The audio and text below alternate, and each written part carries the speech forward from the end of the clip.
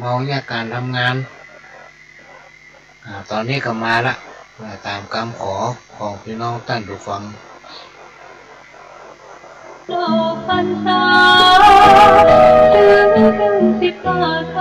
กฐินสามัคคีเข้าถวายกับพระภิกษุที่จำพรรษาท่วนไตรมาสของวัดร้องอ้อตำบลสันมิตรอำเภอเมืองเชียงใหม่จังหวัดเชียงใหม่ตรงกับวันอาทิตย์ที่ 26 พฤศจิกายน พุทธศักราช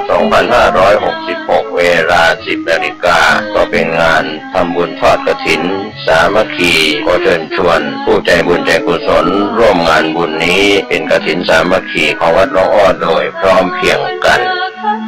ความตระหนี่ห่างไกลชีวาสร้างเหตุความรักในวันที่26พี่น้องท่านผู้ฟังซึ่งเป็นวันอาทิตย์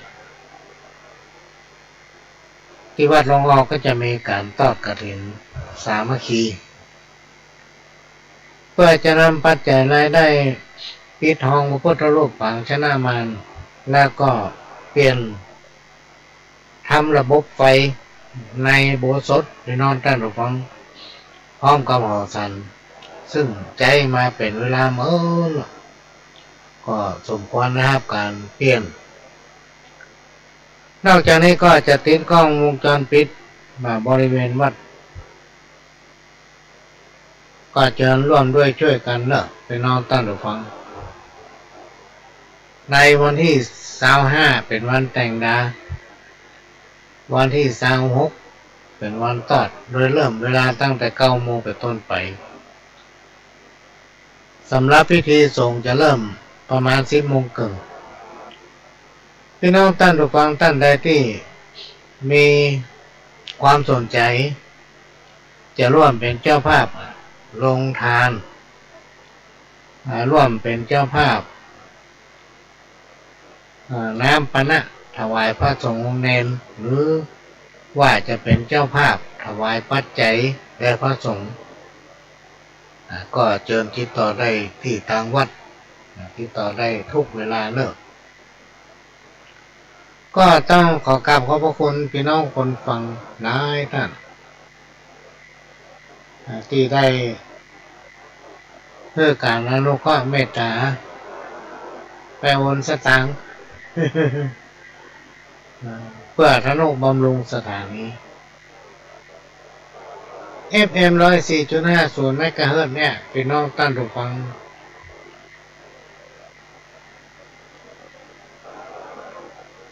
เป็นสถานีของพี่น้องคนฟังทุกท่านเป็นเจ้าของที่เราจะต้องช่วยกันทนุบำรุงเนอะพี่น้องท่านผู้ฟังอากาศมันเปลี่ยนถ้าเราทนุบำรุงเครื่องมันถึงบรรลุถ้าไม่ได้รับการทนุบำรุงเครื่องมันใจมาเมินพี่น้องท่านผู้ฟังจะรู้ถ้ามันรู้แล้วดักปิ้งเดียวพี่น้องท่านผู้ฟังมาเดือดร้อนสถานีมันต้องเปิดอยู่ตลอดทั้งวันพี่น้องท่านผู้ฟังถึงภาคกลางวันกลางคืนเป็นสถานีแม่ข่ายที่นำเอาสาระสปะน้อยอันปันเรื่องมาออกอากาศสู่พี่น้องท่านผู้ฟังถึงบ้านถึงจองและก็เผยแพร่ภาพและเสียงไปทั่วโลกเป็นสถานีต้นลักพี่น้องท่านผู้ฟังที่นำเอาสาระสปะจากที่ต่างๆมาให้พี่น้องท่านผู้ฟังได้ฟังเพื่อให้พี่น้องท่านผู้ฟังได้ฟังข้อธรรมะแล้วก็สามารถนำไปประยุกต์ใช้กับชีวิตประจำวันได้หลายๆอย่างที่เรารู้แล้วก็จะได้รู้แถมพี่น้องท่านผู้ฟังที่เราบ่ได้รู้เราก็จะรู้เหมือนคำโบราณที่เพิ่นว่า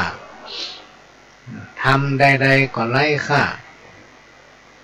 ถ้าเราฟังแล้วเรามีความเข้าใจแล้วเราก็ได้ปฏิบัติก็ฟังไปได้บางผู้บางท่านเนี่ยไปนั่งฟังเทศน์เพิ่นเทศน์ที่ไหนก็ไปเทศน์ที่ไหนก็ไปมู้เรื่องพ่องมู้เรื่องพ่องใครหัวด้วยเพิ่นไปฉะนั้น เหมือนกับคนหนึ่งพี่น้องท่านผู้ฟังเมินมาแล้วเมื่อหลายปีมาแล้วสงสัยทางมีแล้ว สมัยนั่งฟังหลวงพ่อมันเทศทำ13 กันเนาะในทำ13 กันแต่ละกันน่ะพี่น้องท่านผู้ฟังมันมีกันหนึ่งที่ตลกเนาะการสู้ชกเปิ้นไข้หัวมันก็ไข้หัวตบแข้งตบขา โอ้เปิ้นไข้หัวมันไข้หัวด้วยก็ไหนนะไข้หัวตัวตบแข้งตบขาตัวโอ้เพื่อทำจบไปไล่ถามว่าเมื่อกี้พระว่าอะไรเป็นว่ามันฟังหมูเรื่อง ว่ามันใช่คนดังบ้านเราเปิ้นไข้หัวด้วยเปิ้นตบแข้งตบขาตัวห้องนึงมันฟังหูเรื่องเป็นฟังหูเรื่อง ไข้หัวด้วยเปิ้นไปอันเนาะแต่พี่น้องท่านผู้ฟังถ้าเราฟังธรรมฟังเทศน์ถ้าเราตั้งใจฟังเนี่ยการเทศน์แต่ละกันแต่ละผูกแต่ละครั้งเนี่ยพี่น้องท่านผู้ฟังเขาก็จำเอาสิ่งที่เราสามารถนำมาปฏิบัติได้เอามาประกอบสติปัญญาพี่น้องท่านผู้ฟังหรือว่าประดับสติปัญญาของตัวเขาเอามาผสมประสานกันนะพี่น้องท่านผู้ฟังเรียกว่าบูรณาการท่านสามารถนำไปใช้ได้ธรรมะเป็นคำสั่งสอนของพระสัมมาสัมพุทธเจ้านี่บ่มีเก่าตันยุคตันสมัยอยู่ตลอดก็ฝากไว้นะพี่น้องท่านผู้ฟังเราจะได้ฟังกันไปเมินๆแล้วก็ชัดเจนก็คือด้วยได้รับการอนุเคราะห์เมตตาจากพี่น้องคนฟังช่วยกันทนุบำรุงสถานีตามกำลังของใครของมันแล้วก็จะประเดิมมาที่26วันอาทิตย์ที่26พฤศจิกายน2566วันดูเหมือนเป็นวันดาของเดือนนี้ไปไงพี่น้องท่านผู้ฟังเจอเนอะที่วัดหลวงอ้อร่วมกันทำบุญทอดกฐินที่วัดหลวงอ้อเนอะมากินข้าวตอนด้วยกันพูดถึงงานกฐินก็จะเจ้าเนี่ยพี่น้องท่านผู้ฟังในคณะที่ไปในเมืองกลับมาถึงบ้านก็ได้มีเครือข่ายสายธรรมเพื่อนให้เข้ามาส่งเตื้อ ว่าพ่อวันนี้มาได้อยู่ตั้งแต่เจ้ามาละพี่น้องท่านผู้ฟังตื่นมาประมาณตี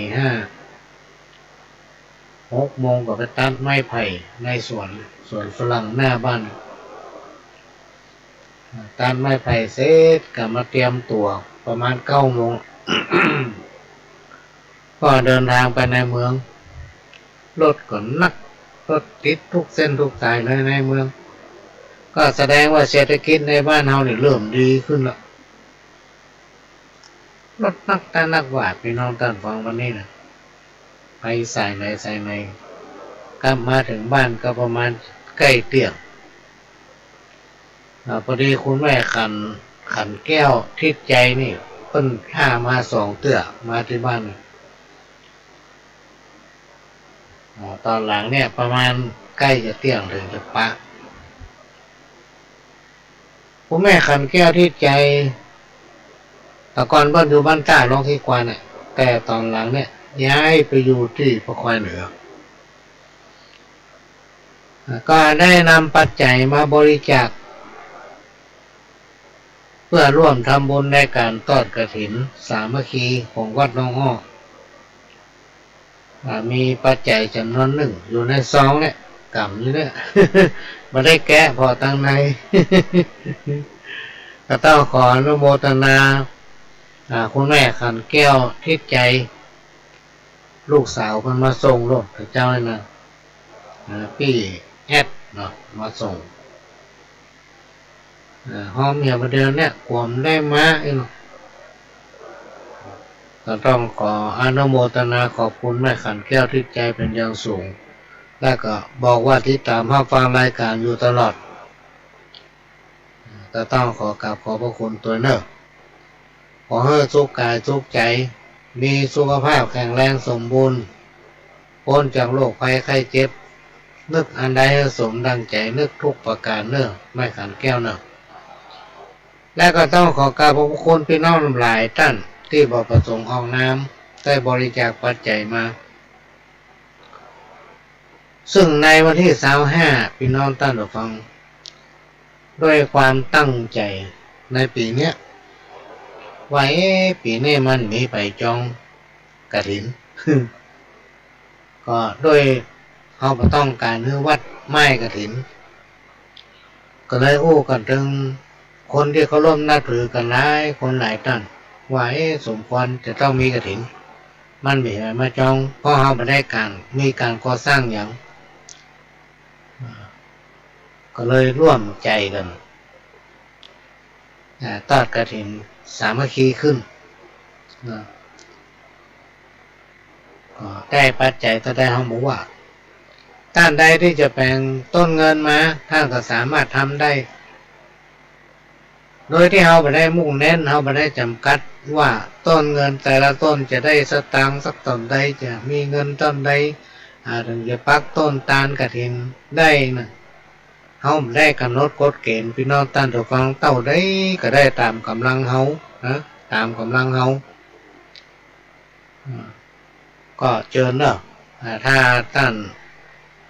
อาจจะเอาต้นคาหรือเอาไม้เสียบไม้อย่างลองไปติดต่อทางวัดอาจจะมีเหลืออยู่และก็ต้องขอกราบขอบคุณท่านผู้อำนวยการผู้อำนวยการส่วนประสานพื้นที่ภาค5หรือว่าปปสภาค5ท่านได้แจ้งความประสงค์ขอต้นขามาห้าไปตะวันละอันนี้ก็ด้วยการประสานของคุณแสงสุรีผอ.สารนิเทศเป็นห้องกลุ่มสารนิเทศจังหวัดเชียงรายเพื่อนเป็นเพื่อนกันก็ได้ประสานก็ทางท่านผอ.ได้แจ้งขอต้นขาขอซองได้จัดไปตะวันละและก็ต้องขอขอบพระคุณทำหลายท่านด้วยกันที่ได้เอ่ยนามและหลายๆท่านก็ประสงค์ออกน้ำที่ตั้งอกตั้งใจร่วมเป็นเจ้าภาพในการทอดกฐินสามัคคีของวัดร่องอ้อในคราวครั้งนี้ต้องขอกราบขอบพระคุณเป็นอย่างสูงพี่น้องท่านผู้ฟังก็สามารถมาร่วมได้เนอะมาร่วมกันที่วัดร่องอ้อข้าวเจ้าก็ให้ละออนมาส่งผาปิกจะให้ผู้หลวงจัดละออนรถเอารถไปส่งได้คือมาแจ้ง สำหรับพี่น้องที่อยู่ตั้งไก่หลายคนที่ว่าจะมาบ้านพ่อหลวงที่บ้านพ่อหลวงเนี่ยพี่น้องท่านผู้ฟังพ่อหลวงก็จะตั้งต้นกฐินต้นหนึ่ง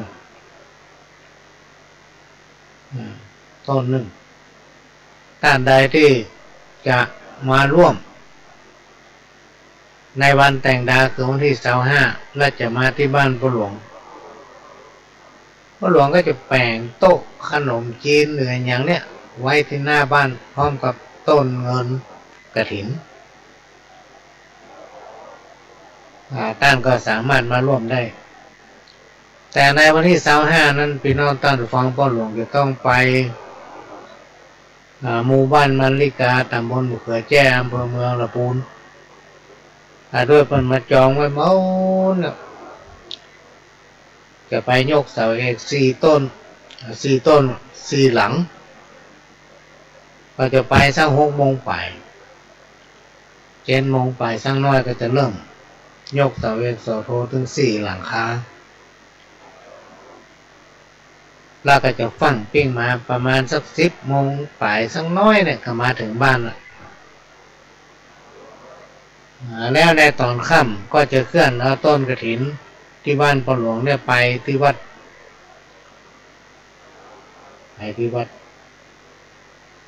พี่น้องท่านใดที่ตั้งใจจะมาก็มาได้แต่ว่าต้องมาถึงบ้านปอหลวงประมาณ10 โมงไปถ้าค่ำประมาณ6 โมงก็เอาไปวัดละสำหรับพี่น้องที่อยู่ทางไกลและจะมาร่วมงานในวันที่26ในวันที่26ท่านก็สามารถขึ้นรถประจำทางแล้วก็มาต่อรถแม่แตงแม่ริมมาลงที่หน้าศาลากลางมันสะดวกเพิ่นมีอาคารที่พักผู้โดยสารท่านก็ไปนั่งอยู่ที่นั่นและแจ้งให้ทางปอหลวงก็จะจัดรถไปครับแล้วขาปิ๊กบ้านตอนเย็นก็จะจัดรถไปส่งแต่ให้มาแจ้งเด้อพี่น้องท่านผู้ฟังถ้าแบบแจ้งโทรหาที่เขาหูเบอร์โทรก็บอกไปละ ก็ขอเชิญนะพี่น้องท่านผู้ฟังร่วมด้วยช่วยกันโบราณครูบาอาจารย์กล่าวว่าการทำบุญทอดกฐินสามัคคีนั้นมีพระอานิสงส์มากมายมหาศาลอาจจะทำให้พบปะกับความสุขความเจริญหรือผู้เป็นคำภาษาสั้นๆว่าอาจจะปะกรรมความสุขสวรรค์ดีก็คืออยู่ดีมีสุขการทำบุญเนี่ยพี่น้องท่านผู้ฟังเวลาเราทำไปเนี่ยก็เดี๋ยวผลบุญนั้นติ๊กมาถึงตัวเราถ้าทำด้วยความตั้งใจพี่น้องท่านผู้ฟังสิ่งที่ท่านทำไปนั้นมันจะประสูญเปล่าอันนี้ก็มาแจ้งให้รู้โดยเฉพาะการทานกฐินสามัคคีเนี่ยมีบุญนักหนาปาป้านพี่น้องท่านผู้ฟังอันนี้ไปแจ้งมาอู้แก้มาอู้แปลงใส่ตัวเก่านะพี่น้องท่านความเป็นความจริงถึงวันนี้ทุกคนจะต้องอยู่กับความจริงถ้าสังคมใดชุมชนใดบ่ยอมรับความจริงแล้วก็บ่อยู่กับความจริงสังคมนั้นชุมชนนั้นพี่น้องท่านผู้ฟังอยู่บ่เป็นสุขมันก็จะมีเหตุการณ์นั้นนี่เกิดขึ้นกับตัวอยู่ตลอดอันนี้เป็นเรื่องจริงพี่น้องท่านผู้ฟังที่ปอหลวงได้พบได้ปะได้หู้ได้หันมีหลายคนมาอู้ฟังก็เลยไปแจ้สอนเนอะเอามาอู้ฟังไปได้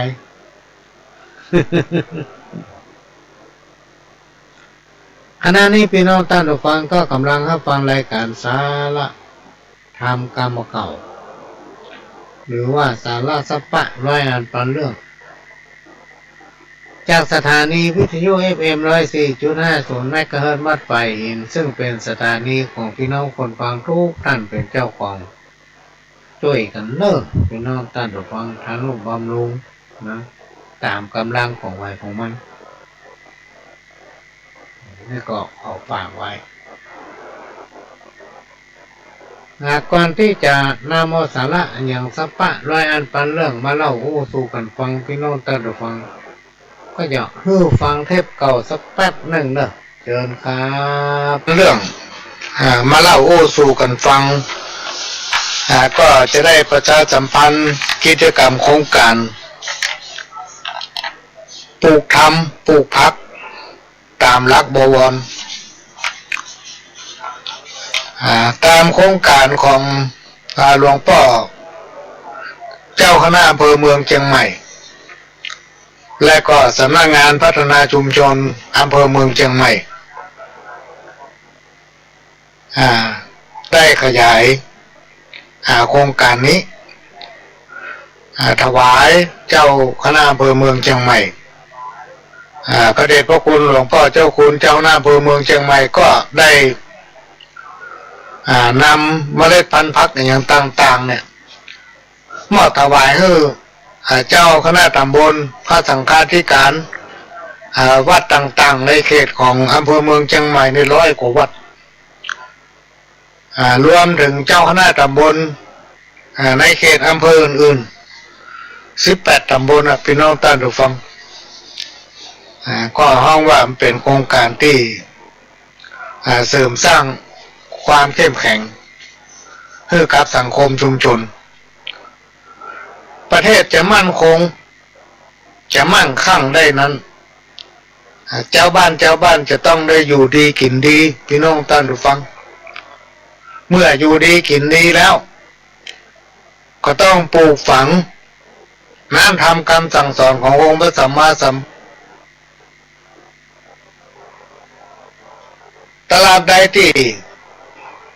น้ำทำคำสั่งสอนขององค์พระสัมมาสัมพุทธเจ้าฝังแน่นอยู่ในจิตในใจของคนเฮาบ่เสื่อมบ่คลายแล้วก็ถ่ายทอดเหมือนกับครูบาอาจารย์เหมือนกับปู่ย่าตายายเฮาเพิ่นปฏิบัติสืบตามกันมาเป็นหลายร้อยหลายพันปีนะเฮาต้องยึดเอาหลักธรรมให้เป็นคำสั่งสอนขององค์พระองค์เจ้าท่านผู้รู้ทั้งหลายพยายามค้นหาแล้วมาถ่ายทอดเอาหัวใจมาอู้ธรรมะพื้นฐานของเจ้าบ้านที่เฮาปฏิบัติได้ง่ายๆเข้าใจง่ายฟัง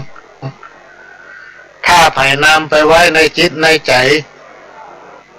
ยึดเอาธรรมะพื้นฐานศีล5 ข้อนั้นไว้ในจิตในใจความผาสุกก็จะเกิดขึ้นสิ่งตั้งหลายเหล่านี้พี่น้องท่านผู้ฟังเขาควรจะนำปลูกฝังให้กับลูกกับหลานเหมือนกับเขาได้รับการสืบทอดมาจากปู่ย่าตายายจากบรรพบุรุษจากครูบาอาจารย์ซึ่ง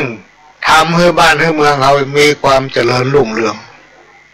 โดยเฉพาะเจ้าเหนือล้านนาเราเนี่ยคนไทยของเราทั้งหลายเนี่ยเป็นคนที่มีจิตใจอ่อนน้อมเป็นผู้ที่มีจิตใจงาม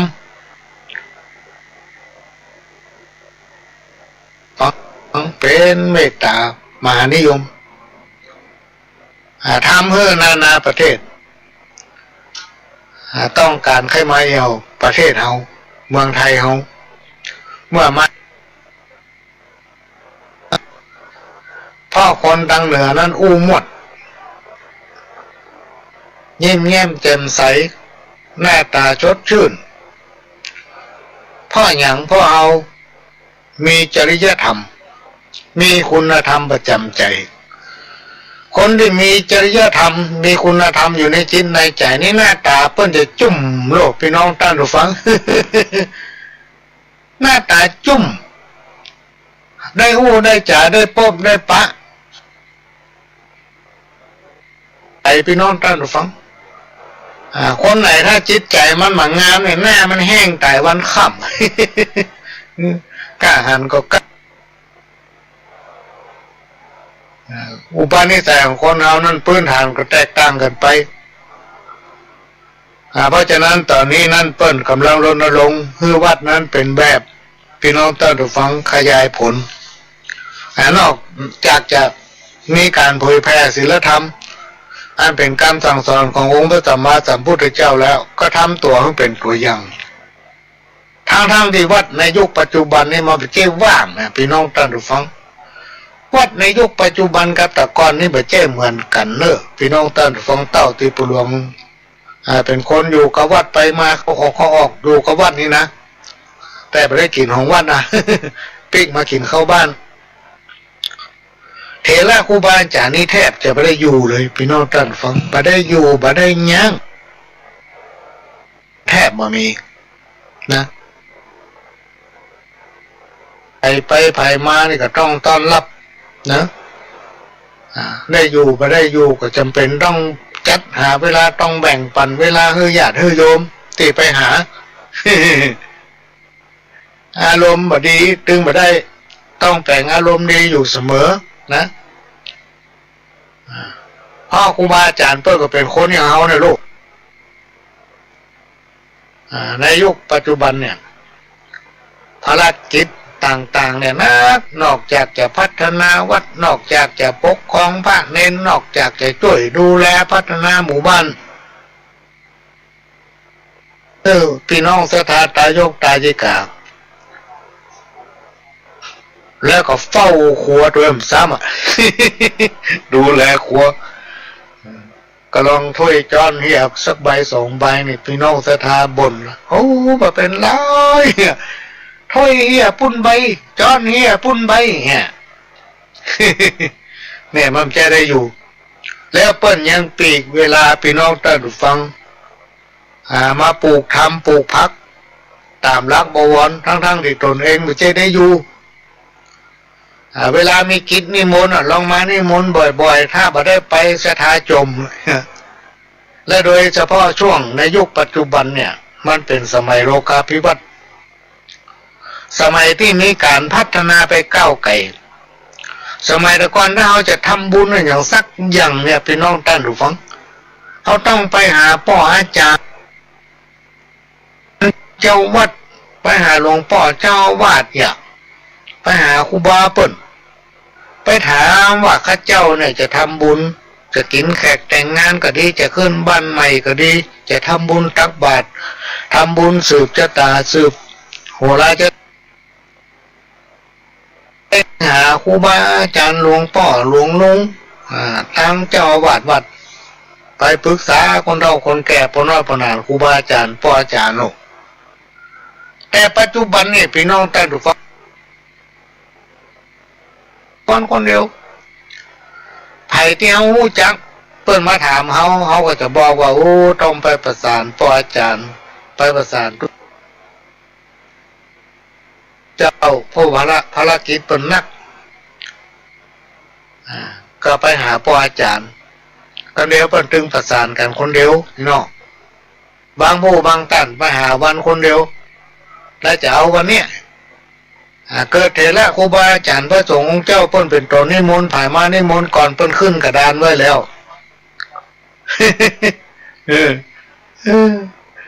เปิ้นขึ้นกระดานไว้ละนิมนต์มาได้เปิ้นติดโคตรเปิ้นหำมะเนี่ยที่ตั้งปุ่นยังไปตั้งเพ่มันมาเนี่ยนิมนต์มาได้กำได้กับตัวไปหาวันคนเดียว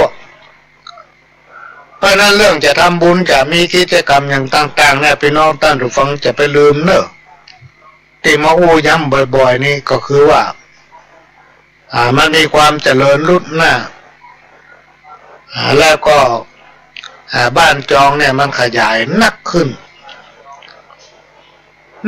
พี่น้องท่านผู้ฟังอย่างบางบ้านเนี่ยเก้าบ้านมันได้แต่มีสัก30-40 หลังแล้วมันมีบ้านจัดสรรนี่พี่น้องตั้งเหนือตั้งใต้บอกว่าแจ็คจีนหินแห่ฝรั่งหลายๆประเทศมาอยู่รวมกันคนทางบ้านเฮาตั้งเหนือตั้งใต้เป็นครอบครัวลูกๆหลานๆเนี่ยขยายผลไปเรื่อยๆมันมีประชากรเป็นจำนวนนักเพราะฉะนั้นเวลาเรามีการมีงานเราบอกเข้าใจกันอย่างพี่น้องท่านผู้ฟังก็คือสอบถามไปถามเปิ้นคนฮู้นะถามเปิ้นคนฮู้แล้วการงานนั้นๆก็จะเป็นไปนะเรียบร้อยอันนี้ก็มาเล่าสู่กันฟังเพราะหันมีหลายที่มีปัญหาเรื่องเนี้ย ก็มาอู้หูฟัง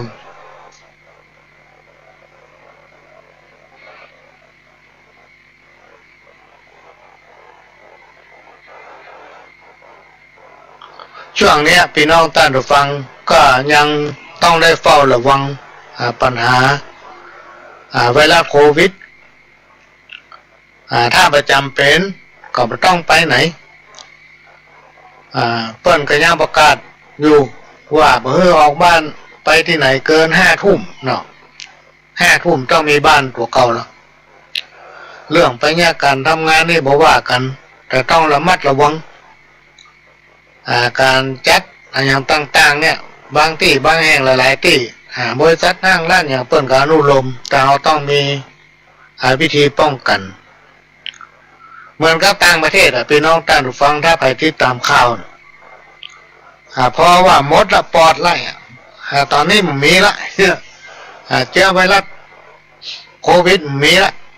ก็ตื่นกันออกเอี่ยวสถานที่หั่นสถานที่นี่เหมือนกับเพิ่นแพร่ภาพเป็นข่าวเขาได้หู้ได้อ่านเผลอไปก็เดี๋ยวปิกคืนมาทำเงี้ย โลกมันปิกต้องห่วงเพราะว่าคนไทยของเขานะ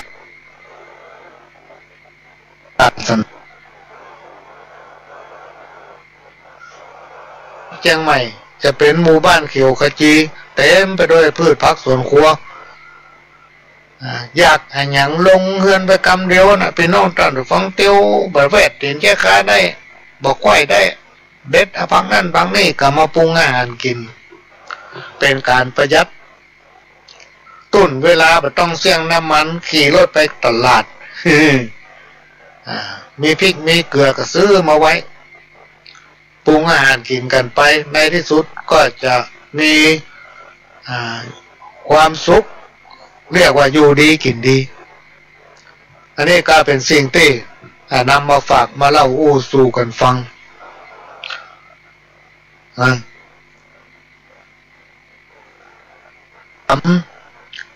บุญเป็นมิตร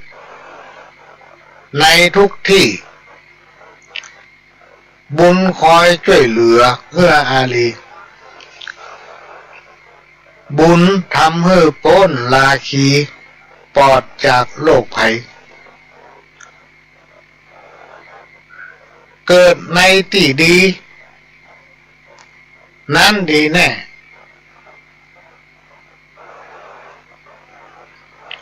เกิดในที่ดีแล้วแย่ก็มีถมไปเกิดในที่ไหนๆก็ดีได้ถ้าไฟดีอันนี้เป็นคำสอนที่ปู่ย่าตายายครูบาอาจารย์เพิ่นได้อู้ไว้พี่น้องท่านผู้ฟังอาจจะจำมา มาอู้ก็จะเป็นน้องอู้หลายๆเตื้อ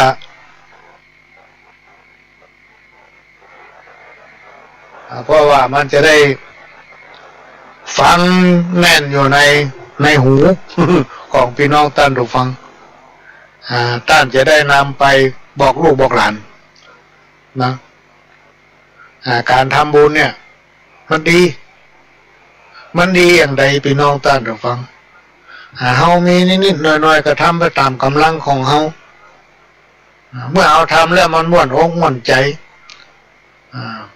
จะได้บุญบ่ได้บุญอยู่ที่ใจเฮาพี่น้องท่านผู้ฟังถ้าตั้งใจทำบุญย่อมเกิดตกน้ำอะไรตกไฟบ่ไหม้เหมือนกับกรรมที่ว่าทำบุญกันเตอะมันบ่เสียหลายจักได้สบายในวันตั้งหน้าเวลาไปวัดไปวาปะตู้บริจาคบอกว่าเป็นบำรุงค่าน้ำค่าไฟบำรุงวัดเป็นทุนการศึกษาพระเนรเป็นทุนในการจัดซื้ออาหารถวายเพลเถระครูบาอาจารย์ทำวัดใส่ไปเถอะพี่น้องท่านฟังใส่ยอดลงตู้ตั้งจิตอธิษฐาน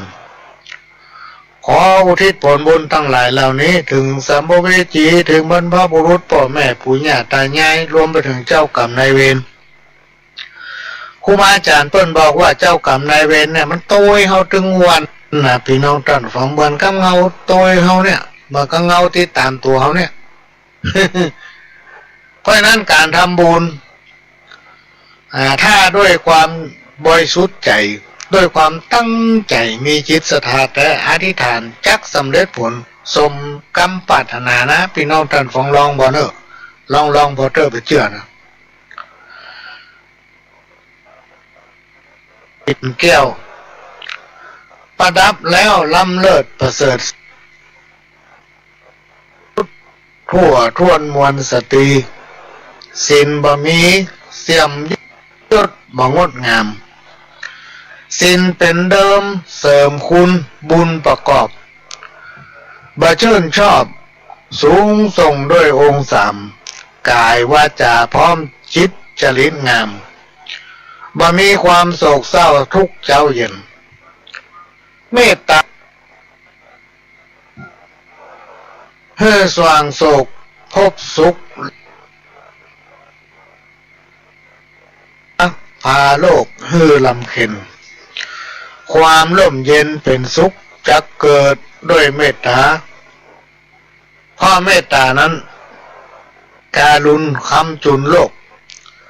กำจัดโศกสว่างทุกข์เป็นสุขสีทุกทั่วหน้ามนสตรีนะจะอยู่กันสุขสวัสดีเนอะพี่น้องท่านผู้ฟังทั้งหลายคนเฮาเนี่ยเกิดมาอายุบ่ถึง100สักคนพี่น้องท่านผู้ฟังบ่เหมือนเขาก็ตายเฮาก็ตายเพราะฉะนั้นเฮาใจช่วงระยะเวลาที่เฮาเกิดมาเป็นคนเนี่ยสร้างสมไปทำไปพี่น้องท่านผู้ฟังบ่ถ้ากดถ้าแก้บ่ถ้าจังไผบ่ถ้าไปว่าคนนั้นว่าคนนี้นะพ่อบ่เหมือนมันก็ตายเฮาก็ตายเหมือนกันนะแล้วไผก็บ่สามารถที่ฮู้ได้ว่าตายแล้วไปไหนตายแล้วไปเกิดเป็นหยังจะได้เกิดเป็นคนทำก่อเนี่ยตึงได้เกิดมาเป็นคนเพราะฉะนั้นก็แสวงหาสิ่งที่ดีๆนะสร้างความสมานฉันท์อยู่ด้วยกันด้วยความสมัครสมานสามัคคีนะบ่สร้างความแตกแยกบ้านเฮาเมืองเฮาที่มันอยู่ได้เฮาได้อยู่ดีกินดีถึงวันนี้เพราะเปิ้นมีความสามัคคีเปิ้นบ่มีความแตกแยกถ้าท่านผู้ฟังไผมาตีกระตึงบ่แตกมันก็มือถึง5นิ้วถ้ามาทำงานพร้อมกันน่ะงานนั้นสำเร็จแต่ถ้ามือ4นิ้วนิ้วชี้นิ้วกลางนิ้วนางนิ้วก้อยบ่ยอมทำเนี่ยมีกันนิ้วโค้นิ้วเดียวมันเนี่ยอย่างได้พี่น้องท่านผู้ฟังอันนี้เปรียบเทียบผู้ฟังว่ามันจะต้องร่วมด้วยช่วยกันความสังคมนั้นจะอยู่เย็นเป็นสุขหรือว่าบ่อยู่เย็นเป็นสุขขึ้นอยู่กับพี่น้องชาวบ้านขึ้นอยู่กับพี่น้องชาวบ้านเพราะฉะนั้นโครงการปลูกทำปลูกพักตามหลักบวรเนี่ยพี่น้องท่านผู้ฟังมันสุดยอดคนเฮาถ้ามีศีลมีธรรมอยู่ในจิตในใจความกระด้างกระเดื่องทิฏฐิอย่างต่างๆเนี่ยมันลดพี่น้องท่านผู้ฟังไอ้ลดไปแล้วก็หายไปเมื่อทุกคนจิตใจเป็นศีลสิ่งให้ขาดเนี่ยถึงมาใกล้อุปทวะกังวลอนตรายทั้งหลายเนี่ยมันถึงมาใกล้สิ่งบดีที่จังมาบังเกิดมันก็หายไปผ่อนนักผ่อนเบาแล้วก็หายไปในที่สุดความทุกข์ความยากกระจักบ่มีเพราะอย่างเพราะมีความสมัครสมานสามัคคีรวมกันเป็นหนึ่งพลิกปั้นเหนือเกลือบ้านใต้ถ้อยทีถ้อยอาศัยคนตะกอนเปิ้นยังเปรียบเทียบให้ฟังว่าเกลือก้อนเดียวพูดด้วยกันได้กุ้มเท่าตายเปิ้นสมมุติให้ฟังพี่น้องตาดูฟังเขาจะไปยึดติดนะอันยังสักอย่างเลยเพื่อพอใจในสิ่งที่มียินดีในสิ่งที่เขาได้บ่ยินดียินไล่นะต่ออย่างสักอย่างพี่น้องท่านฟังให้พอใจในตนเองนะการที่จะไปหวังพึ่งป้าอาศัยภายนั้น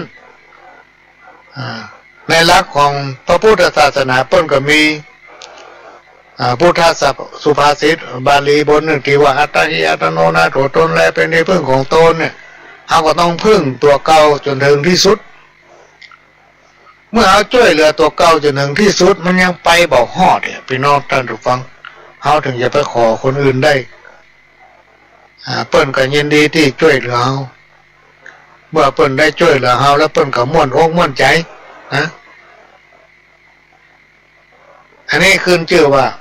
มีสมานอยู่ด้วยกันเหมือนพี่เหมือนน้อง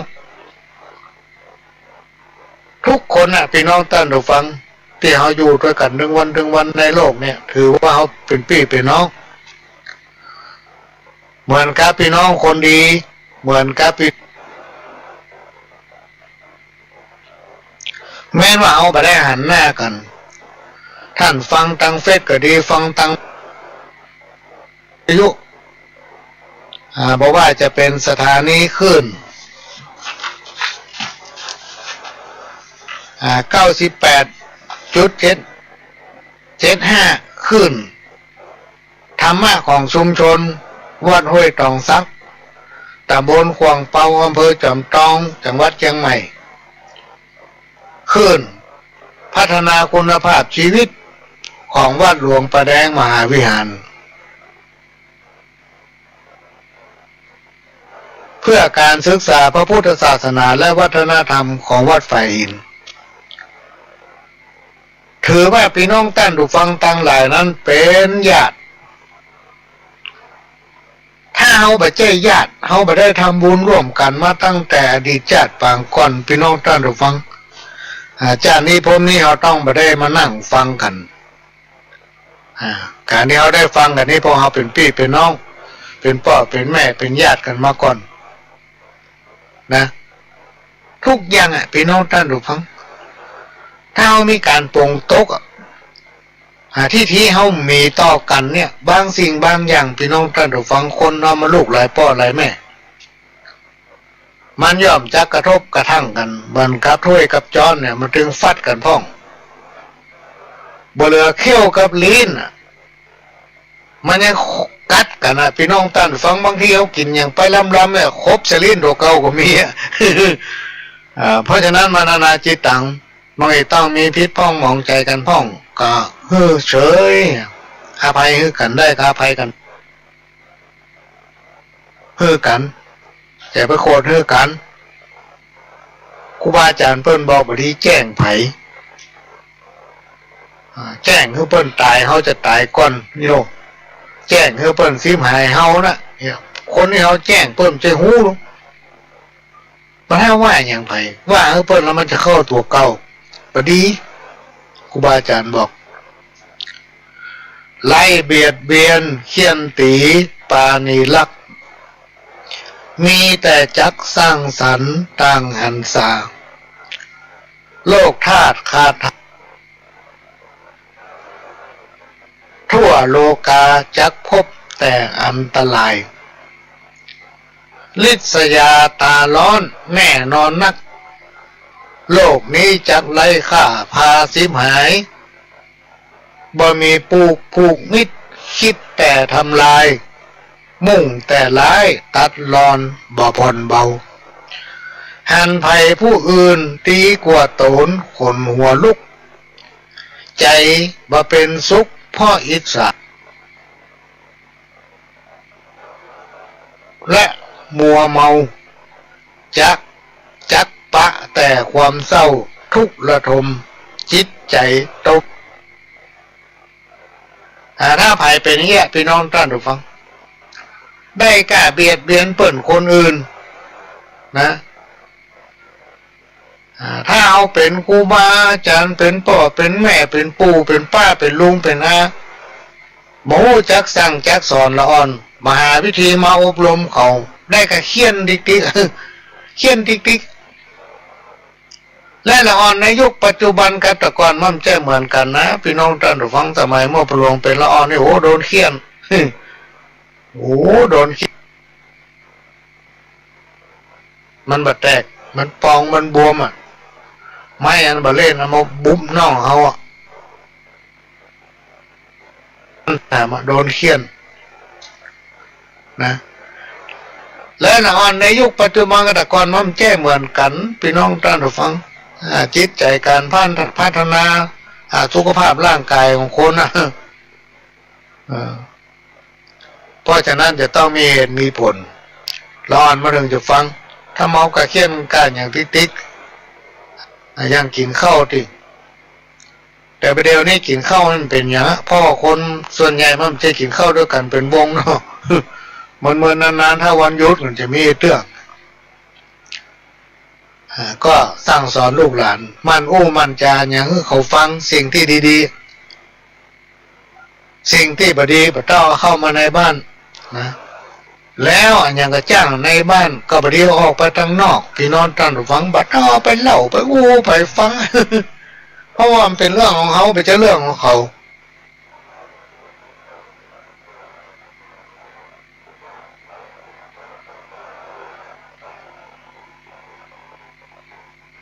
โลกพรรษาถึงขึ้น15 ค่ำเป็น กฐินสามัคคีเข้าถวายกับพระภิกษุที่จำพรรษาท่วนไตรมาสของวัดร้องอ้อตำบลสันมิเตื้ออำเภอเมืองเชียงใหม่จังหวัดเชียงใหม่ตรงกับวันอาทิตย์ที่ 26 พฤศจิกายน พุทธศักราช 2566 เวลา 10 นาฬิกาก็เป็นงานทำบุญทอดกฐินสามัคคีก็เชิญชวนผู้ใจบุญใจกุศลร่วมงานบุญนี้เป็นกฐินสามัคคีของวัดร้องอ้อโดยพร้อมเพรียงกัน จัดความประณีห่างไกลชีวาสร้างเหตุความรัก ขณะนี้พี่น้องท่านผู้ฟังก็กำลังรับฟังรายการสาระสปะร้อยอันพันเรื่องจากสถานีวิทยุกระจายเสียงพระพุทธศาสนาแห่งชาติและสังคมขึ้นเพื่อการศึกษาพระพุทธศาสนาและวัฒนธรรม FM 104.50 เมกะเฮิรตซ์จากวัดไฟหินวัดไฟหินตั้งอยู่ตำบลสุเทพอำเภอเมืองจังหวัดเชียงใหม่หลังมช.พี่น้องท่านผู้ฟัง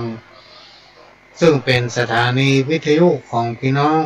คนฟังทุกท่านเป็นเจ้าของที่เราจะต้องช่วยกันทนุบำรุงเนอะพี่น้องท่านผู้ฟังถ้าบัทนุบำรุงบัซ่อมบัแปลงกำเดียวมันดักปิ้ง ไรอะไรเขาบอกปะก็ต้องขอสุมาภัยเอาเทปเก่าเปิดสลับกันไป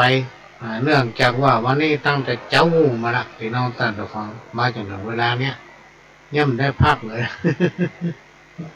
งานมันโยนกันวันพรุ่งนี้บ่าย2 โมงก็จะไปที่บ้านใกล้ๆกับสี่แยกต้นเขวนนะแล้วก็จะอยู่ที่นั่นไปจนถึงค่ำหลังจากนั้นทำวันหนึ่งก็คือวันเสาร์นี่ในเวลา9 โมงก็จะมีพิธีสืบชะตาเป็นห้องสืบชะตาทำบุญบ้านใหม่โดยได้กราบพระราชนานิมนต์พระสงฆ์จากวัดฝ่ายหินพร้อมพ่ออาจารย์ ไปทำพิธีก็จะมีการเจริญพระพุทธมนต์ฟังเทศน์ฟังธรรมทำบุญบ้านใหม่อยู่มาได้ 3-4 ปีแล้ว ซึ่งเป็นบ้านของท่านผอกลุ่มงานสารนิเทศจังหวัดเชียงรายแต่ก่อนพวกก็อยู่เชียงใหม่เนี่ยได้ช่วยเหลือกันมาตามลำดับและได้ย้าย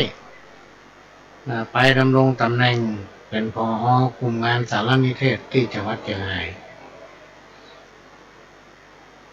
แล้วก็ได้นิมนต์พระสงฆ์จากวัดใส่ไปผู้นี้พ่อหลวงจะไปเตรียมสถานที่ให้เพิ่นเพราะเป็นผู้ที่ได้เคยช่วยเหลืองานของพ่อหลวงมาเป็นเวลาเมินช่วยหาเงินเข้าเครือข่ายของจังหวัดเชียงใหม่นี่เป็นเงินหลายแสนใช้มาจนถึงปัจจุบันเนี่ยใช้แบบประหยัด รัฐบาลวันเสาร์นี้ก็ในวันที่ท่านผู้ว่าราชการจังหวัดเป็นตัวแทนไปรับพระราชทานเงินขวัญถุงกองทุนแม่ของประเทศที่กรุงเทพแล้วก็ทำพิธีมอบผ่านไปเมื่อเดือนที่แล้ว ก็มีการทอดพระป่าสมทบทุนเครือข่ายของรุ่นแม่ของแผ่นดินเพื่อจะได้นำเอาเงินนั้นมาสมทบเงินของเครือข่ายเตรียมดำเนินการพัฒนาเพิ่มศักยภาพให้หมู่บ้านของรุ่นแม่ของแผ่นดินจังหวัดเชียงใหม่อันนี้ก็มานำเรียนให้ทราบแล้วก็หลวงมาได้ไปในวันเสาร์ในวันเสาร์นั้นประมาณตี 4ก็จะเดินทางไปหาญาติธรรมเนี่ยที่เมืองผานพี่น้องท่านผู้ฟังก็คงจะไปหลายที่ไปบริษัทห้างร้านของญาติธรรมคนนี้ละทางใดก็มาได้ทางนั้นก็พี่ทางนี้ก็น้องก็เลยไม่ได้ไปที่ห้างนี่ก็มาแจ้งแต่ยังไม่ได้บอกให้เจ้าบ้านเปิดเถอะจะบอกคุณผู้นั่นเพิ่นจองมาได้ 4-5 เดือนละก่อนเข้าพรรษาละพี่น้องท่านผู้ฟังแล้วก็ที่เปิดสปอร์ตไปตะกี้งานกฐินของวัดหนองอ้อซึ่งได้รับการอนุเคราะห์เมตตาจากท่านผู้อำนวยการสถานีได้ประสานให้คุณเกษตรเพชรสำลิดได้ประชาสัมพันธ์อัดสปอร์ตให้ก้าวมาเปิดโดยพี่น้องท่านผู้ฟังได้ฟังกันในวันที่ 25เป็นวันแต่งดาที่ 25ของเดือนพฤศจิกายนนะแล้วในวันแต่งดานั้นพ่อหลวงก็จะตั้งต้นกฐินที่บ้านพ่อหลวงนี่ต้นหนึ่งในวันนั้นและช่วงเช้าพี่น้องท่านผู้ฟังไปจนถึง 10 โมงตั้งแต่ 6 โมงปลายไปถึง 10 โมงเมื่อวันเนี่ยพ่อหลวงก็จะได้เดินทางไปที่ตำบลมะเขือแจ้จังหวัดลำพูนนั่นก็หากันมาเมินเราจะร่วมเป็นเจ้าภาพกฐินด้วยกันเพื่อนก็จะทำพิธียกผู้ตามภาษาชาวบ้านเขาคือปกบ้านเนาะจังได้ไปทำพิธียกเสาเอกเสาโทที่ตำบลมะเขือแจ้หมู่บ้านมันลิกาจำนวน 4 หลังเพื่อจะทำเป็นเซตเป็นนอนตาดูฟังเซตหนึ่งมี 4 หลังมี 6 หลังมี 10 หลังและจะพยายามเร่งทำเมื่อมันเซตประมาณ 10 โมงกลับมาถึงบ้านละก็ร่วมด้วยช่วยกันพี่น้องท่านฟังที่ได้แจ้งให้ฟังนี่เพราะว่ามันจะมีหลายผู้หลายท่านเดินทางมาไกลมาระบบปะก็จะเป็นต้องมาแจ้งให้รู้ก่อนว่าพ่อหลวงจะปิ้งมาที่บ้านนี่ประมาณ 10 โมงและตอนเย็นก็จะเคลื่อนตะองค์กฐินไปที่วัดหนองอ้อ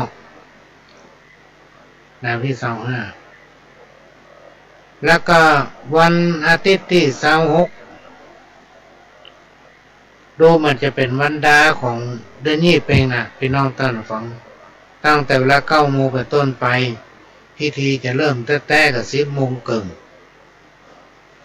เมื่อถวายกฐินเสร็จเรียบร้อยก็เชิญพี่น้องร่วมรับประทานอาหารกลางวันซึ่งก็มีโรงทานอาหารโรงทานน้ำท่านใดที่มีความประสงค์จะแต่งต้นกฐินสักต้นหนึ่งก็เชิญโดยเขาไม่ได้จำกัดว่าจะต้องมีปัจจัยต้องอันตรงนี้เท่าใดก็ได้ตามกำลังของท่านแล้วก็ต้องขอกราบขอบพระคุณตะกี้นี่นามประกรรมนะแม่ขันแก้วทิศใจเนาะได้บริจาคปัจจัยส่วนหนึ่งอยู่ในซองมาเตบักกะฮะเตเตอ โดยจะให้พ่อหลวงเอามาปักต้นเพิ่มยอดทำบุญกฐินของวัดหนองอ้อเพื่อจะนำปัจจัยรายได้นั้นปิดทองพระพุทธรูปปางชนะมารแล้วก็เปลี่ยนระบบไฟในโบสถ์แล้วก็หอฉันแล้วก็จะติดตั้งกล้องวงจรปิดบริเวณวัดพี่น้องท่านผู้ฟัง ก็ร่วมด้วยช่วยกันทำบุญกันเตอะมันบ่เสียหลายแจ้งได้สบายในวันต่างหน้าในวันต่างหน้าต้องขอกราบขอบพระคุณน้ำลายท่านที่มาได้แจ้งชื่อและก็ท่านที่ประสงค์ห้องน้ำที่ร่วมกันแปลงต้นกฐินร่วมกันมาปักยอดต้นกฐินต้องขอกราบขอบพระคุณเป็นอย่างสูงขอให้ได้บุญเหมือนกันทั่วหน้าที่เจ็บเป็นโรคาพยาธิหาวขี้หลงขี้ลืมนะเดินไข้คล่องนี่เนาะบึดเจ็บหันปวดนี่ก็หายเนอะอยู่ดีสบายอยู่ดีมีสุขกินได้นอนรับโรคาพยาธิทั้งหลายถอยสิ่งบดีทั้งหลายที่มาบังเกิดแล้วระงับกรรมหายไปที่บ่ได้มาบังเกิดเตือกยามาบังเกิดนะมาบังเกิดอยู่ดีมีสุขเหมือนกันคู่คนเมื่อคืนวันศุกร์ที่ผ่านมาคืนวันจันทร์จะคืนวันศุกร์ที่ผ่านมาก็ได้โอ้ถึงวิถีชีวิตของคนเหนือเฮาพี่น้องท่านผู้ฟังสมัยเจ้นปู่ย่าตายายของเฮามีความเชื่อและก็ได้ปฏิบัติสืบตามกันมาเป็นเหมือนมรดกคือความเชื่อเรื่องพูดผีปีศาจต่างก็มีความเชื่อว่าพระพุทธศาสนาของเฮานั้นอยู่เคียงคู่กับวิถีชีวิตของชาวล้านนาเฮาและทำร้ายท่าน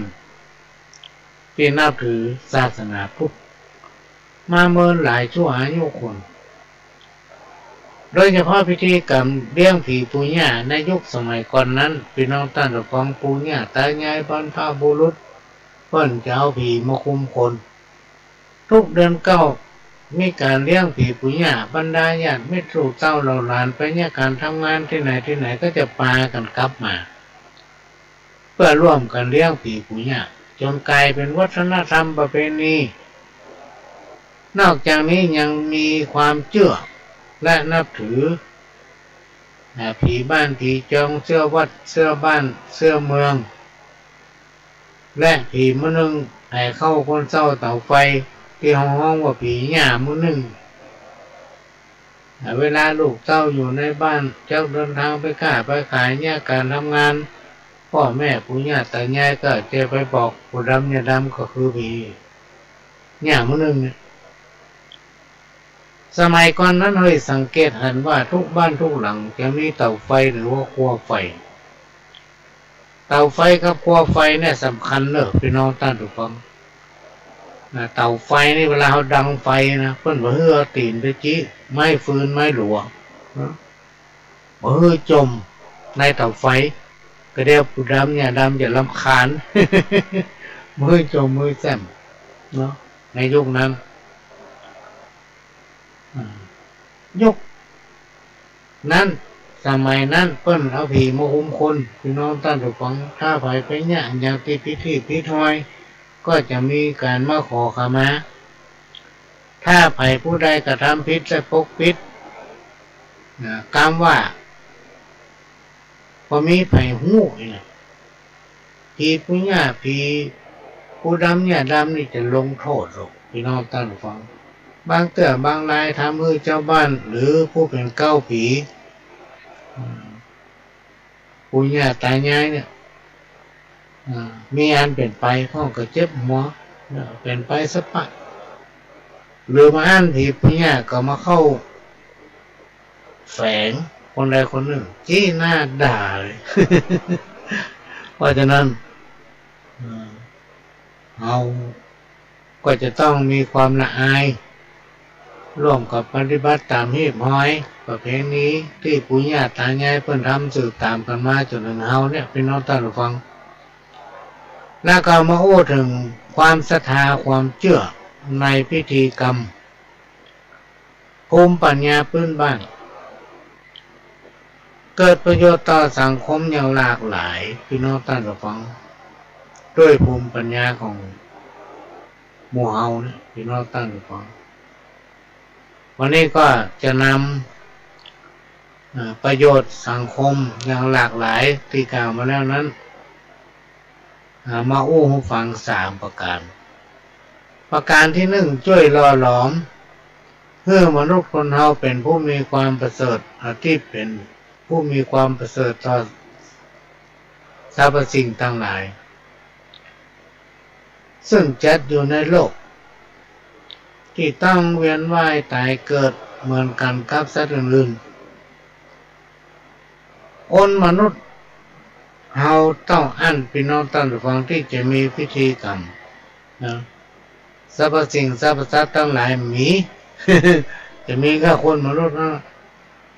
และประเภทที่2พิธีกรรมนั้นช่วยสร้างความภูมิใจให้เกิดปิติสุขที่ได้ประกอบพิธีกรรมเป็นต้นว่าคนบอกก้อยสบาย3 วันดี4 วันให้อยู่หมู่บ้านกินมาล้ำเปิ้นเขาจะบูชาลดเคราะห์หรือบูชาแถน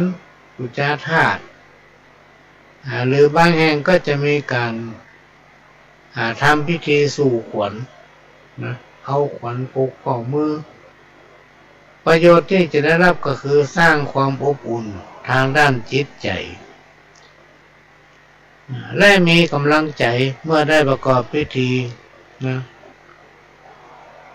บวงสรวงต่างๆที่กล่าวมาแล้วนั้นคนในสมัยก่อนเปิ้นมีความเชื่อว่าสิ่งศักดิ์สิทธิ์มีอยู่เหนือธรรมชาติจะช่วยผ่อนคลายจากนักเป็นเบา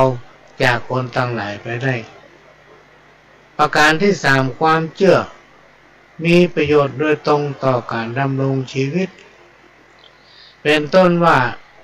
ลางบอกเหตุดีหรือร้ายปรากฏการณ์ทางธรรมชาติ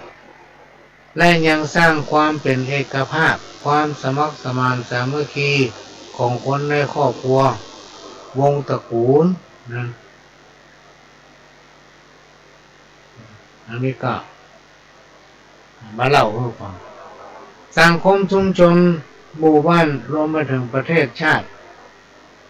สังคมชุมชนสามารถดำเนินชีวิตอย่างมีความสุขพี่น้องท่านผู้ฟัง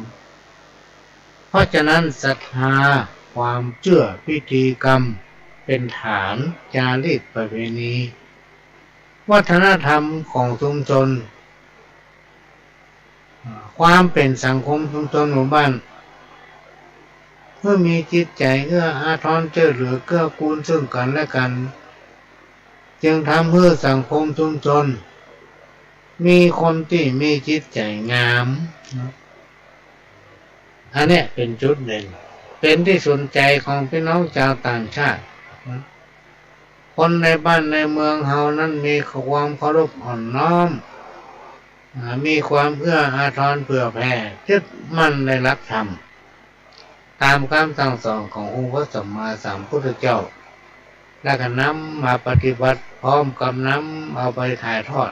สั่งสอนให้กับลูกกับหลานก็จะมาพูดถึงประเพณีการสืบชะตาพี่น้องท่านผู้ฟัง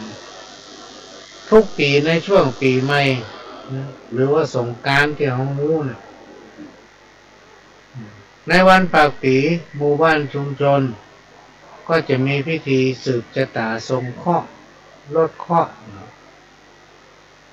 ซึ่งจะทำให้คนในสังคมชุมชนอยู่ดีมีสุขนะช่วงเจ้าก็จะมีการบูชาเท้าทั้ง4ทุกบ้านต่อมาแต่สายหน่อยก็จะช่วยกันแต่งกันดาครัวเดินนิมนต์พระสงฆ์องค์เจ้ามาทำพิธีนะสืบชะตาบ้านพระสงฆ์องค์เจ้าก็จะเจริญรู้ประมวลสืบชะตาบ้านสืบชะตาวัดนะเราก็จะมีการโยงได้แต่สินไปทั่วพี่น้องท่านผู้ฟังโดยใช้เวลาเหมือนประมาณสัก30 นาทีพิธีเจริญพุทธมนต์จบก็ถือว่าเสร็จสิ้นแล้วก็จะมีการถวายอาหารเพลพระสงฆ์ในวันนั้นนี่ก็มาอู้ฟังก็จะขออนุญาตเปิดเทปอันตะเกียให้ฟังสัก แป๊บหนึ่งนะพี่น้องท่านผู้ฟัง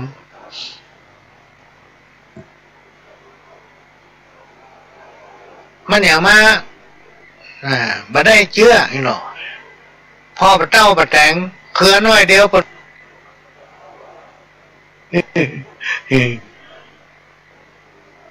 เนี่ยพี่น้องท่านผู้ฟังเขาจะไปมัวเมาแต่อิจฉาริษยาสิ่งที่บดีโดยเฉพาะคนพาลเนี่ยเอาหูวันนี้ใส่มันเป็นคนพาลอย่าไปใกล้มันจะป้าเขามัวหมอง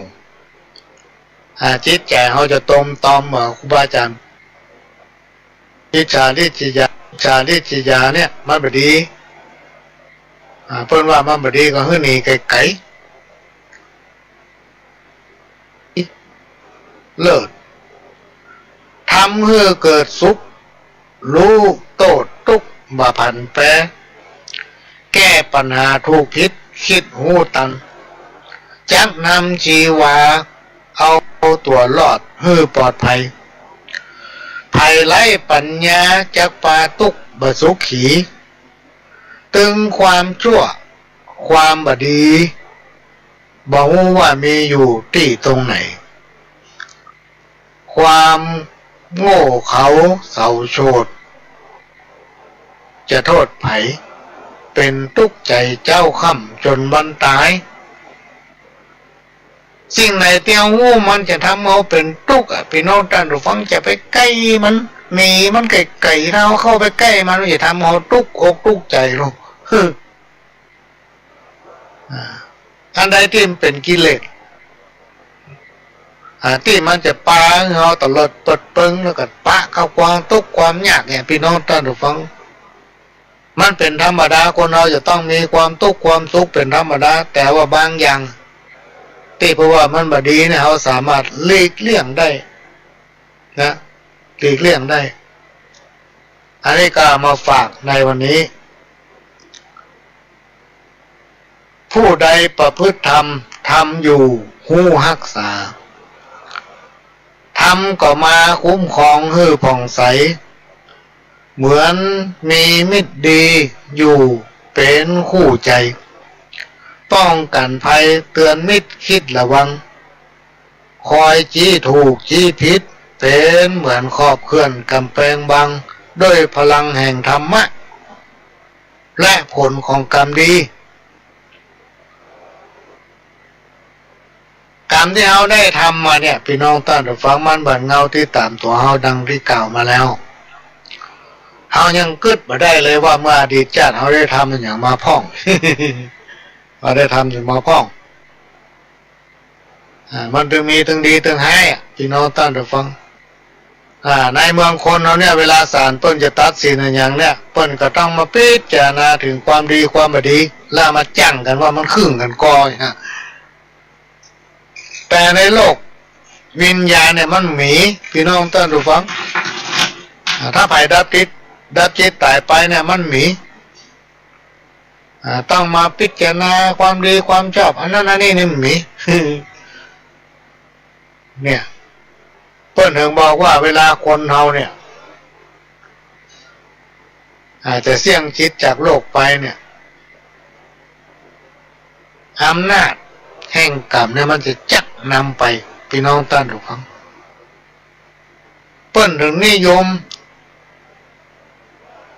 ครูบาอาจารย์คนเฒ่าคนแก่พ่อแม่ปู่ย่าตายายเวลาคนจะตายสมัยก่อนเนี่ยเปิ้นจะนิมนต์พระนิมนต์พระเจ้าเถระไปสอนศีลสอนธรรมหรือเอาธรรมไปเทศน์ให้ฟังเพื่อตั้งอกตั้งใจนึกถึงคนงามสิ่งที่บดีจะไปกึดถ้ากึดอะไรมันเป็นอันนั้นมันไปทางนั้นมันเป็นอำนาจแห่งบาปเป็นอำนาจแห่งกรรมที่จักนำเอาไปสู่อบายภูมิพี่น้องท่านผู้ฟังถ้าไปกึดถึงสิ่งที่ทำบดีไว้มันจะไปลงนรกว่ะ ถ้ากึดถึงสิ่งดีๆจิตใจผ่องใสบ่ขุ่นมัวพี่น้องท่านผู้ฟัง เมื่อเสี่ยงชีวิตตายไปจิตวิญญาณจะได้ไปสู่สุคติสัมปรายภพโดหูเหตุปุ้น เนี่ยมีคนโทรมาถามประหลวงหลายเตื้อหรอประหลวงคนเขาตายแล้วไปไหนโอ้ตายแล้วถ้าบ้านกีดก็ไปวัดนะกับแม่เนาะแล้วลูกจากวัดเราไปไหนไปเหี้ยว ไปจงดับความโกรธด้วยสติปัญญาตลาดใดที่เฮายังมีสติปัญญาเนี่ยพี่น้องท่านผู้ฟังครูบาอาจารย์เพิ่นบอกว่าบ่มีหยังที่คนมนุษย์เฮาจะทำบ่ได้บ่มีหยังที่คนมนุษย์เฮาจะแก้ไขบ่ได้นะเพราะเฮามีสติปัญญาก็เลยบอกว่าจงดับทิฏฐิด้วยปัญญาเพื่อใจปัญญาเฮาชนะทุกอย่างอ่ะพี่น้องท่านผู้ฟังเหมือนครับเคยอู้ในรายการหลายเตื้ออย่างเขาเป็นแม่ค้าเนี่ยเขาเป็นคนขายครัวเป็นเซลแมนเป็นนายหน้าเป็นอย่างก็แล้วแต่ถ้าแปลงหน้าไก่ไว้มีที่ทีเหี้ย หมออ่อนหมอง้อไผ่ไปกล้าขายอย่างก็เจ๊งพี่น้องท่านผู้ฟังเพราะมันมีที่ทีนะมันมีที่ทีบัดถ้าไปเอาเมตตามานิยมบัดถ้าไปลงรักอย่างที่ไหนมันดึงเจ๊ใช่เพราะฉะนั้นครูบาอาจารย์ก็เลยบอกว่าน้ำขุ่นความขุ่นมัวเนี่ยความแค้นความโกรธที่อย่างตั้งหลายแหล่เนี่ยที่เรามีอยู่เก็บฝังไว้ในใจท่านไว้ในใจพุทธเอาน้ำใส่ไว้ตำนอกไปตักไปเนี่ย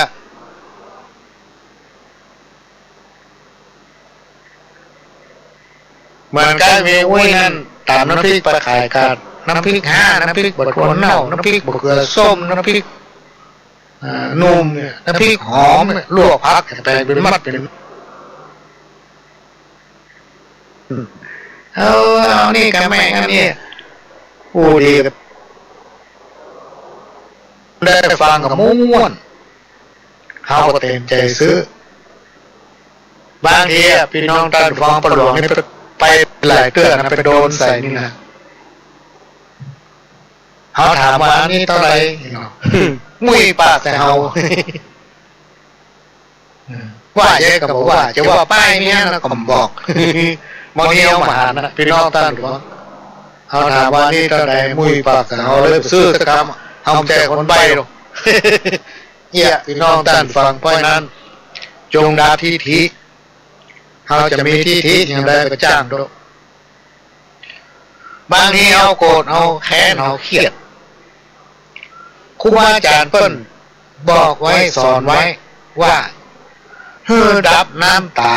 ด้วยการทำใจ ทำใจพี่น้องท่านฟังบางทีเพื่อดับไฟแค้นนั้นด้วยเพื่อดับกรรมตำนี้กรรมที่เขาว่าเราด้วยการนิ่งไว้พี่น้องท่านฟังนิ่งไว้นะและจงดับความทุกข์ทั้งหลายด้วยการปล่อยวางถ้าไปทำอย่างนี้พี่น้องท่านฟังจะอยู่สุขกายสุขใจไปในกระมวลโดยการเฉพาะการเป็นผู้นำคนเนี่ยพี่น้องท่านฟังการเป็นผู้นำคนนี่มันเชื่อว่าได้ดีนะทำดีไปเสมอตัวลองพลาดไปน้อยหรอกความดีต่างหลายที่ทำมานั้นหายหมดเพราะฉะนั้นถ้าไปเป็นผู้นำมีความดีนักๆนี่นะเด่นเหลือเปิดนั่นน่ะเป็นภัยเป็นอันตรายที่สุดเลยยึดเอาคำสอนของครูบาอาจารย์ที่เพิ่นบอกว่าจงดับความโกรธด้วยสติจงดับทิฏฐิด้วยปัญญาเก็บน้ำตาไว้ด้วยการทำใจเอาจะแค้นจะโกรธสักปานใดเพียงใดก็แล้วแต่ดับไม่อย่าเก็บไว้ในองค์ เพื่อโหสีมันเนี่ยมันจะไปนินทาว่าไล่ตำนี้ที่เตียนเฮาจะได้กระจ้างมันเตอะนิ่งไว้อย่าพี่น้องท่านฟังตบมือข้างเดียวมันดังมันมีจริงบัดปูนพี่น้องท่านฟังความจริงต้องเป็นความจริงอยู่วันยังค่ำเพราะว่าความจริงนั้นเป็นสิ่งบัดตายสังคมที่มันวุ่นวายเดือดร้อนอย่างถึงวันเนี่ยพ่ออย่างก็เพราะคนเรามันหนีความจริงอ่ะไม่ยอมรับความจริงเตียวตัวเป็นขี้แต่ยังติว่าเป็นของเปิดอยู่ไปนั่งแซงเข้ามาฮีโร่คนเราไม่ยอมรับความจริงเหมือนกับแต่ก่อนเปิดลองไปตัวครูบาอาจารย์เปิดไปเตะเปิดให้โอถึงว่ามีคนหนึ่งนั่งรถเดินทางไกลออกไปจากต่างจังหวัดและรถนั้นเป็นเดินเป็นเวลาหรอกสมมติว่าออกจากนี่9 โมงเนี่ยก็จะต้องไปถึงปุ่น11 โมงเนาะเปิ้นจะต้องจอดอยู่ที่เดียวพอวิ่งได้ชั่วโมงต้องจอดสัก15 นาทีแล้วก็วิ่งต่อตั้งงานประกบไปจอดไหนละก็เปิ้นต้องทำเวลาของเปิ้นมีคนหนึ่งปวดสุมาเด้อแค่ขี่บนรถโอ้กันหน้าแดงตึงแดงตังโอ๊ตมาได้แหงแสกคนครับว่าขอจอดสักกำเตอลุงเคยเหี่ยวพี่น้องเนี่ยมันยอมรับความจริงอ่ะพี่น้องท่านผู้ฟังไม่ว่าสุมาเขาแค่ขี่มันหายเปิ้นคนครับกระแตงมาได้ยินพ่อมันใจเวลาจอดเปิ้นไปเข้ามันได้โทนมาได้แหงจอดเดี๋ยวนี้พี่น้องถ้ามาจอดมีเรื่องพี่น้องโอ้คนครับเนี่ยได้เนี่ยจะเป็นได้จอดขึ้นมันลงข้างในรถเกือบบะโป้นพวกลงถึงข้างในรถละรวดแม่มันเนี่ยเลยเนี่ยคนเรามันยอมรับความจริงบางทีตัวเต็มงอนคิดไว้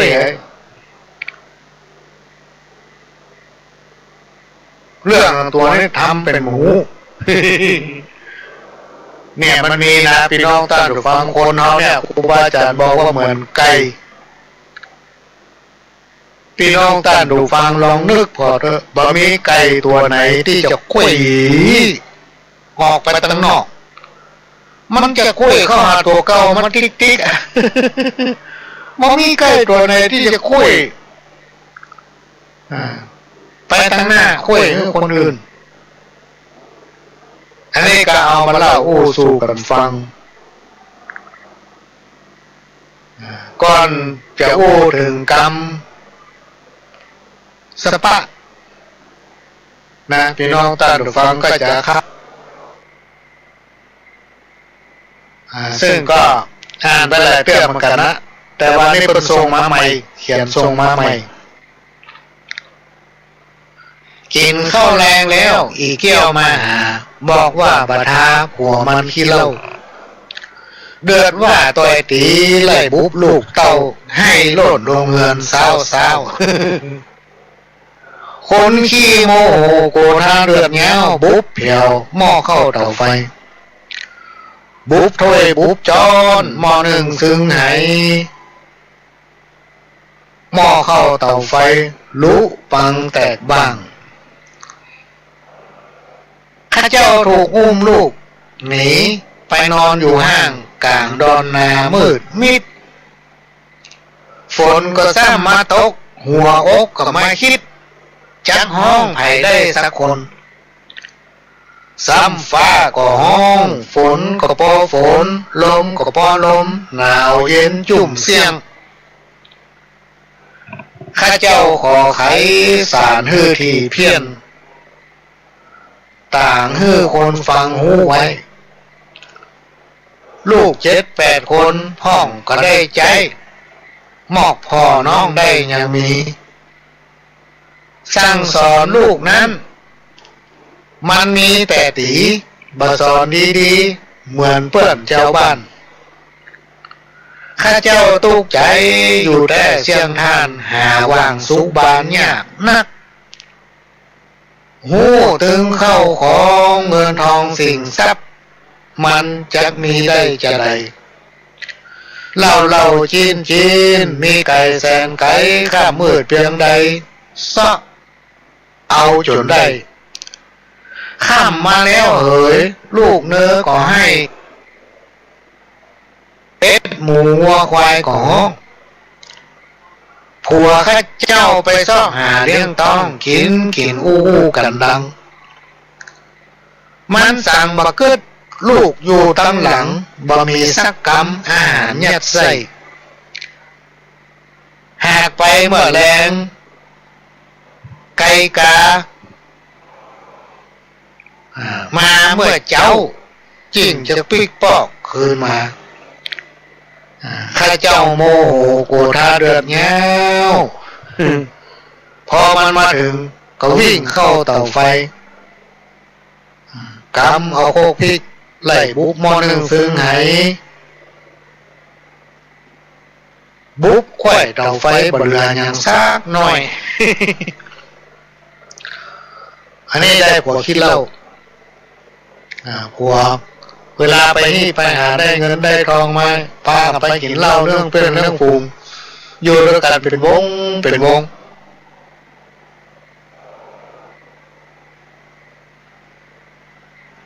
บักเกิดถึงลูกถึงเต้ารอกินข้าวอยู่บ้านปีกบ้านมาเจ้าไปซ่องกินข้าวในต่อไปเมียได้นึ่งข้าวเพราะว่าแมลงได้ซื้อข้าวมาสักกำโคตรบุ๊บมนึงซึ่งไงรอนห้องรอนให้ก็เขียนกระตีอย่างเดียวมาสร้างมาสอนอันนี้พี่น้องแต่ฟังเป็นข้าวอ่อนสอนใจข่าวพวกนี้อันนี้ก็เป็นเรื่องที่นามาอ่านให้ฟังฝากไว้เป็นคติเตือนใจข้าวน้ำตาเมียหลวงนี่ลูกเป็นยังไงลำเรือน้ำตาเมียหลวงนี่แสนสงสารบัวบานกาบย้อยวังเกาะจ่องห้อยขัวแป้งเตรียมขวนทุกวันข้ามืดตื้อตีบตันหมายจะรับฝันอยู่เฝ้าห่วมกันหลายปีจนมีลูกเต้ากำลังเยาว์มอกฮักบ่เคยห่างหนีปัดวีหัวฟักจนนายใหญ่ขึ้นเป็นคนแต่พ่อเจ้านั้นบาตันเป็นผลผีสางมาดนสับสนปนปี้เมาเอวเอินบ่เมินไหนนี่เปลี่ยนใจไปมีแม่นะ ปล่อยแม่ทุกใจเวบนต่ำจ้าปุนดีเพิดพิษหน้าอายคนทุกวันนั่งนิดไฟคิดสับสนสารวนบานิมเที่ยงมั่นพ่อบานไผคิดไปสอดดันทุกคืนวันข้ามือเงินทองจ่ายซื้อไผบ่ฮอนฮื้อปันได้เขียมตั้งพี่น้องเปื้อนพ้องตั้งหลายเปื้อนหันดูได้มาตุกหัวใจอันใดก็ต้องใจในปองไฟคิดงาเมื่อมีใจซ้ำกายแผงฤทธิ์บ่พิษแผกได้เสือดาวพี่ด่าน้องแล้วเปล่าเปิดไปลำเปิงเป็นข้อข่าวน้องแย้มดึกละติงกายติงแนบทับจนรับตาม้อยเฝ้าเขียงท ถ้าสุริยะเต่งแจ้งสลอนก่อนจากดังฟืนดังไฟขจายนึ่งเข้าบ่เคยจุกเจ้ากลับเข้ากับป่าหามาบกการทำกินสู่เจ้าใจเป็นพี่ยังบ่คิด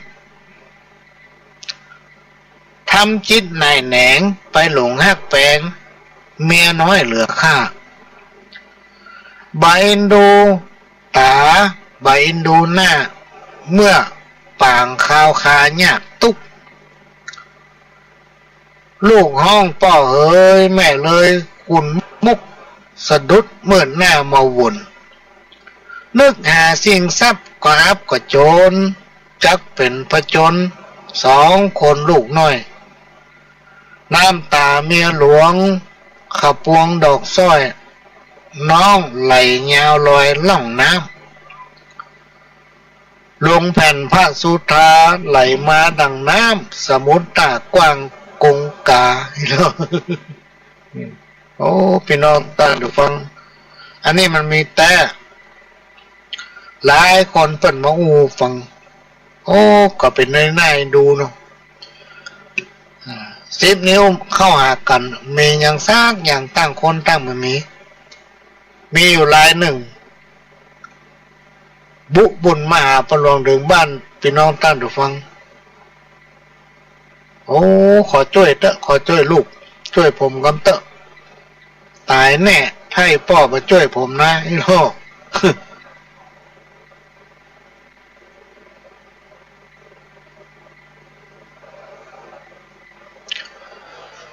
ก็เลยว่ามีอย่างที่ฮือพ่อช่วยเดินร้อนอย่างมากะบัดเดี๋ยวนี้ลูกหนีมามีผ้าที่เนื้อบาดวะเมียผมจะฆ่าผมนี่หรอโอ้แย่เนาะผ้าครัวผมมันเอากล่องหน้าบ้านเผาผมหมดวะก็เล่าให้ฟังโอ้เมื่อตะก่อนมาแจ้มีหยังแล้วผมก็ฮักแกนายลูกอยู่ด้วยนะป่อ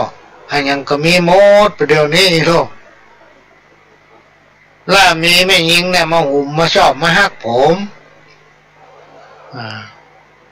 มาก็ตึงหู้นะมันก็เคยว่าอย่างผมมีอยู่เตือนเนี่ยมันจะไปอบรมอย่างที่ไหนหมูผมก็ว่าไปเตอะเนาะผมก็ตึ้มไปไหนนะพ่อผมอยู่บ้านเนาะแล้วก็กิ๊กผมมาหาคนเดียวมานี่เราว่านะ มาหาผมคนเดียวเนาะแฟนผมมันว่ามันจะไป5 วันอาทิตย์กันหรอจะปิ๊กมาวันเสาร์พวกเนี้ยโอ้เมื่อแรงปิ๊กมาแล้วปล่อยหรอ เป็นว่ามันเปิ้นเลื่อนมาไปสักคำปิ๊กมาก็มาซุปใส่ผมครับอีน้องหน้ากายมานั่งกินข้าว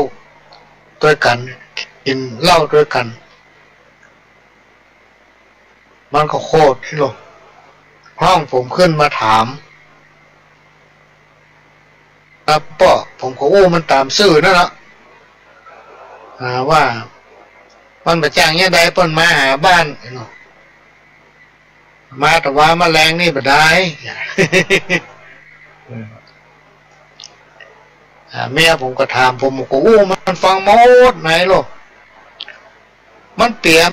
มีดไม้จะฟันผมมาป้อผมก็ล่นลงเรือน มันเกาผ้าเอาคว้าอย่างคว้างผมมันขนผมคว้างหมดว่ะไปปอน้ำมันสูบอ่ะ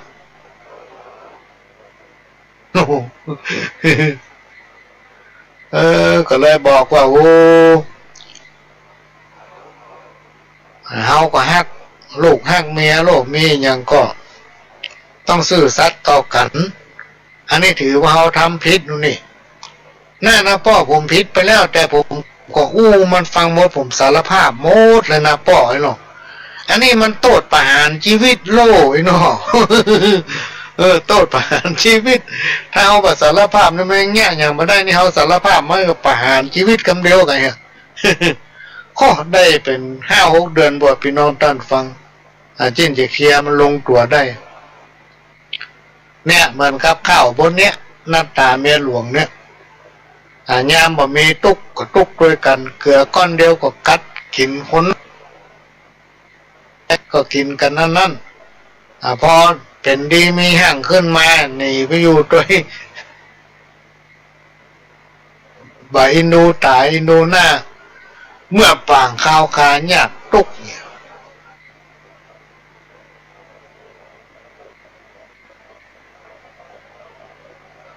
นี่ยพี่น้องท่านฟังเป็นข้าวที่มีคติสอนใจคนสมัยก่อนเราเป็นแต่งแต้มไว้ข้าวบนนี้นะประหลวงเคยฟังสมัยคุณแม่บัวคำเนาะเปิ้นอ่านที่สถานีวิทยุวปท2แต่นี่น่าจะเป็นของแม่อำพรตันคำปวนบ้านสันกลางเนี่ยสันกลางเหนือเนี่ยเนาะส่งมาเหมือนละ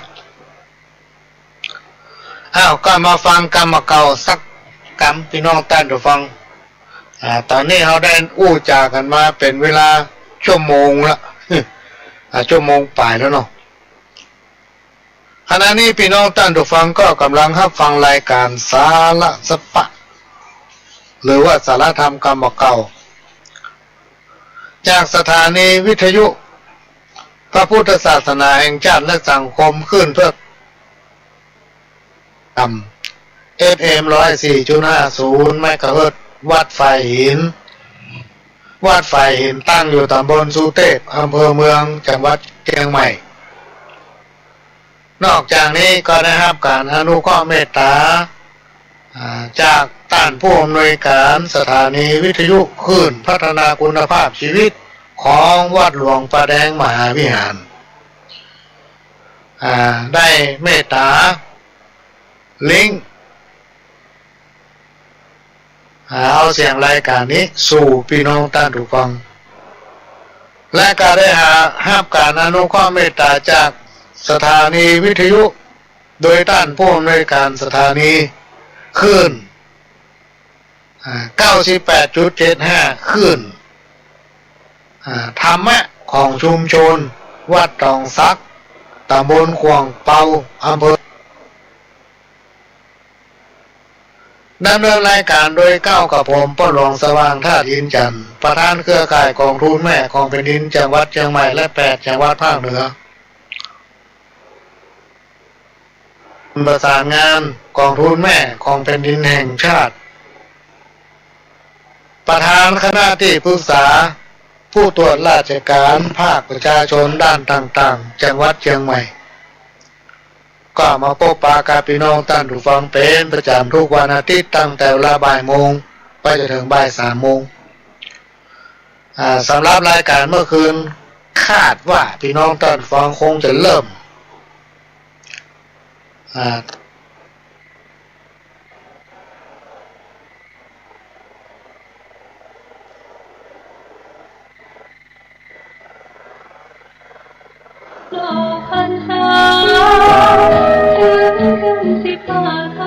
กฐินสามัคคีเข้าถวายกับพระภิกษุที่จำพรรษาท่วนไตรมาสของวัดร้องอ้อตำบลสันมิเตื้ออำเภอเมืองเชียงใหม่จังหวัดเชียงใหม่ตรงกับวันอาทิตย์ที่ 26 พฤศจิกายน พุทธศักราช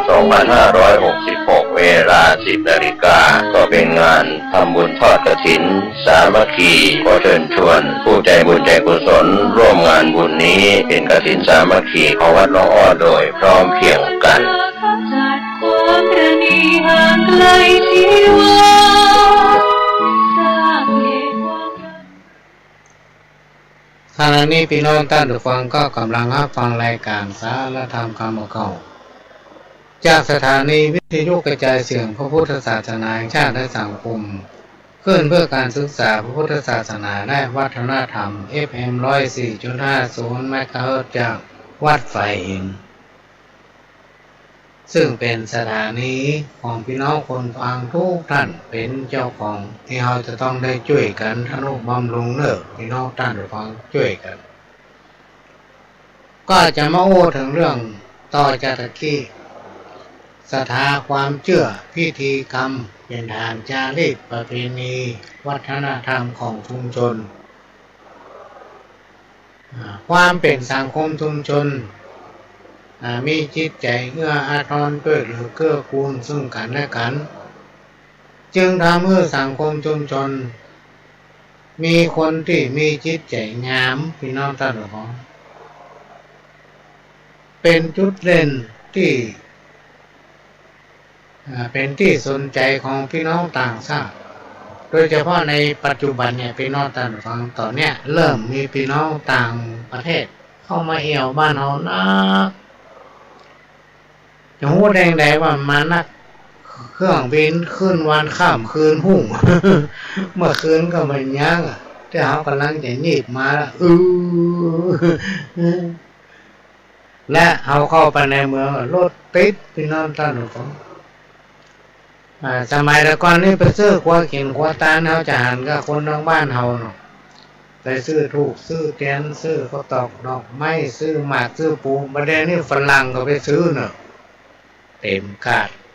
แต่เจ้านี่ไปกาดหลวงโอ้ถึงฝรั่งถึงคนจีนไปซื้อครัวกินครัวตาลพี่น้องท่านผู้ฟังกันหน้าประทับใจ โดยเฉพาะเชียงใหม่เขาเนี่ยคนจะลังไหลปั่นกันมาตอนนี้อากาศมันเปลี่ยนเริ่มเปลี่ยนละอากาศเปลี่ยนแท้ๆแต่กี้นี่ฝนตกเมื่อตอนบ่ายแต่กี้เนี่ย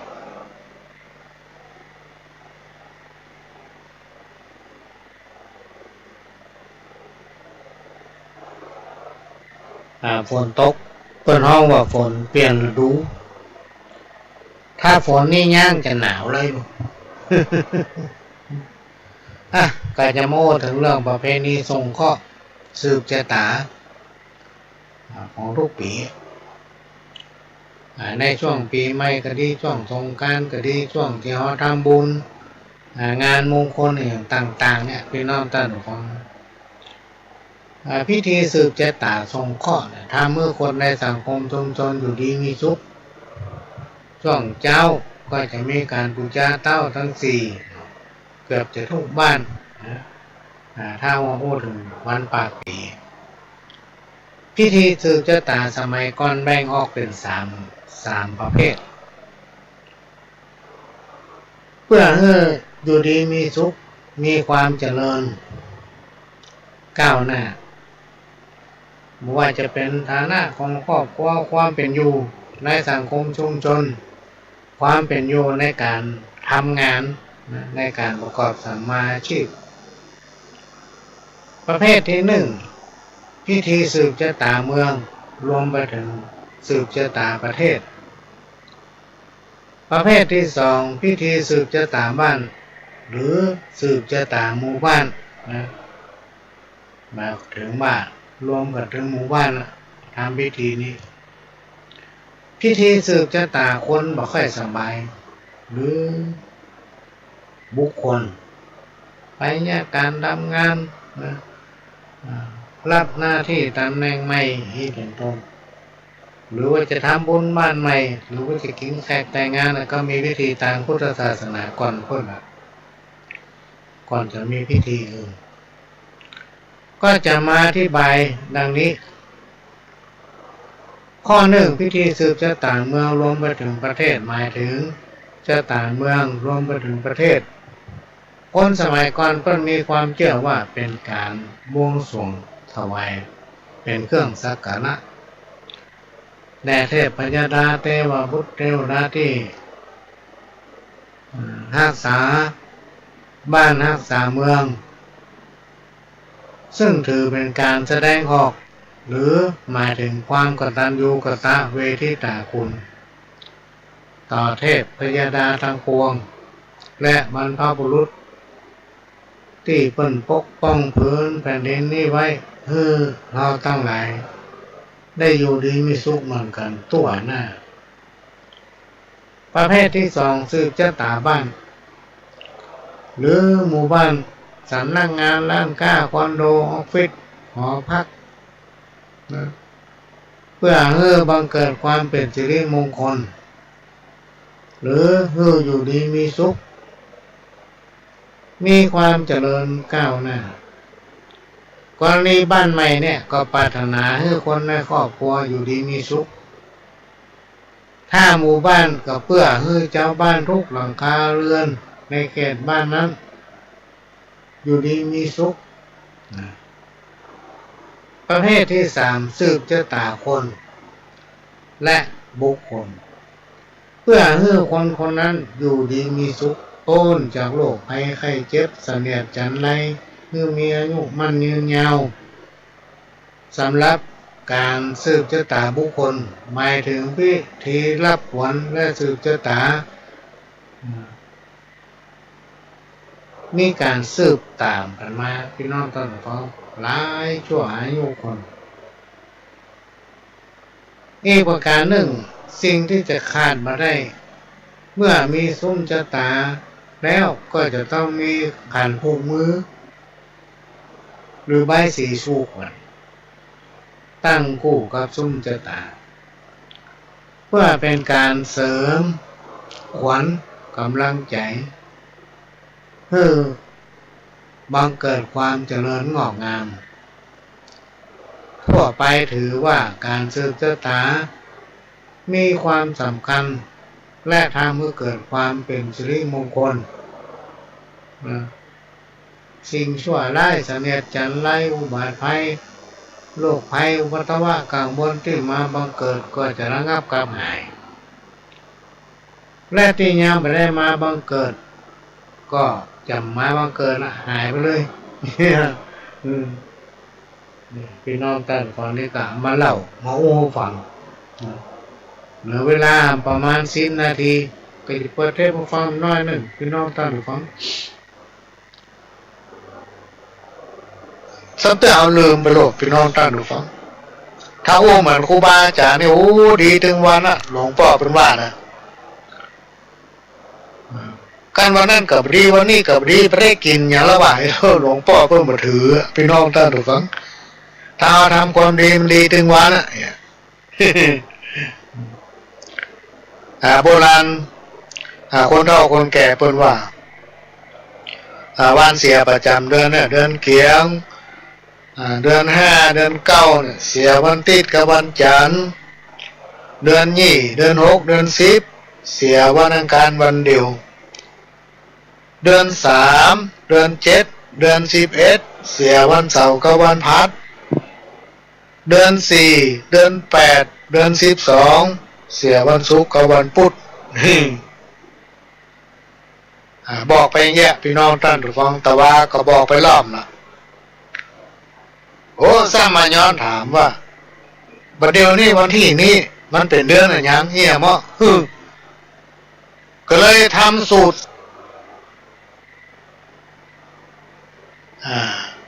โดยเริ่มตั้งแต่เดือนเอามกรามาแต่วันนี้มันประเด็นนี้เป็นเดือนมิถุนาก็จะเริ่มจากเดือนพฤษภาคมจากวันที่22พฤษภาคม2563ถึงวันที่20มิถุนายน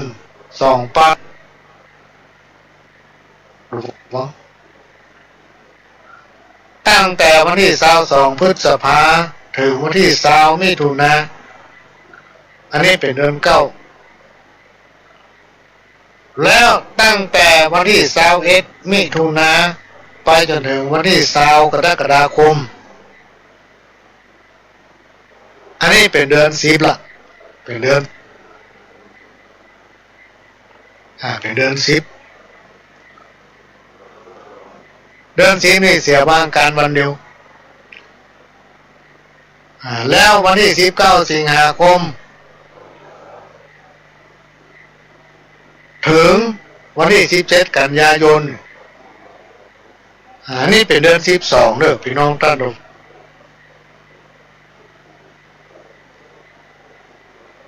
วันที่18กันยายนถึงวันที่16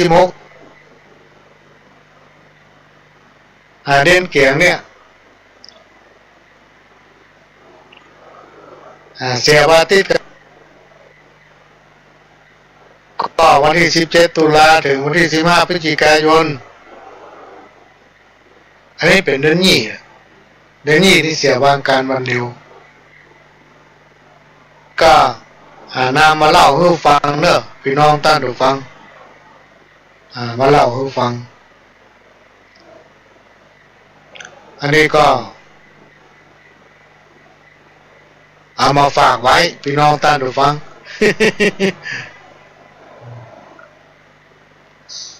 แล้วก็ข้าว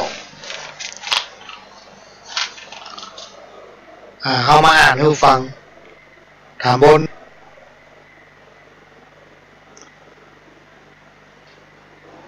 มางานซ้ำกันก็เป็นยังก็มาคนละคนเขียนส่งมาให้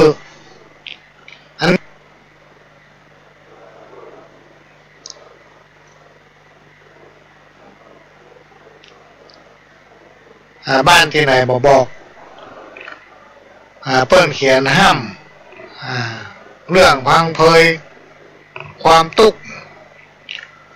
คนมามีเข้าของเปิ้นห้องว่าเป็นคนตุกคนมามีความสุขเปิ้นก็ห้องว่าตุกเหมือนกันสาเหตุแห่งตุกเต้าติ่งหูหันมีสารพันร้อยอันพันด้านห้องตุกต้องไปไก่เมืองไก่บ้านเมียก็ซ้ำมามานเต็มต้องห้องก็ตุกมามีญาติพี่น้องมีแต่คนจ้องทำลาย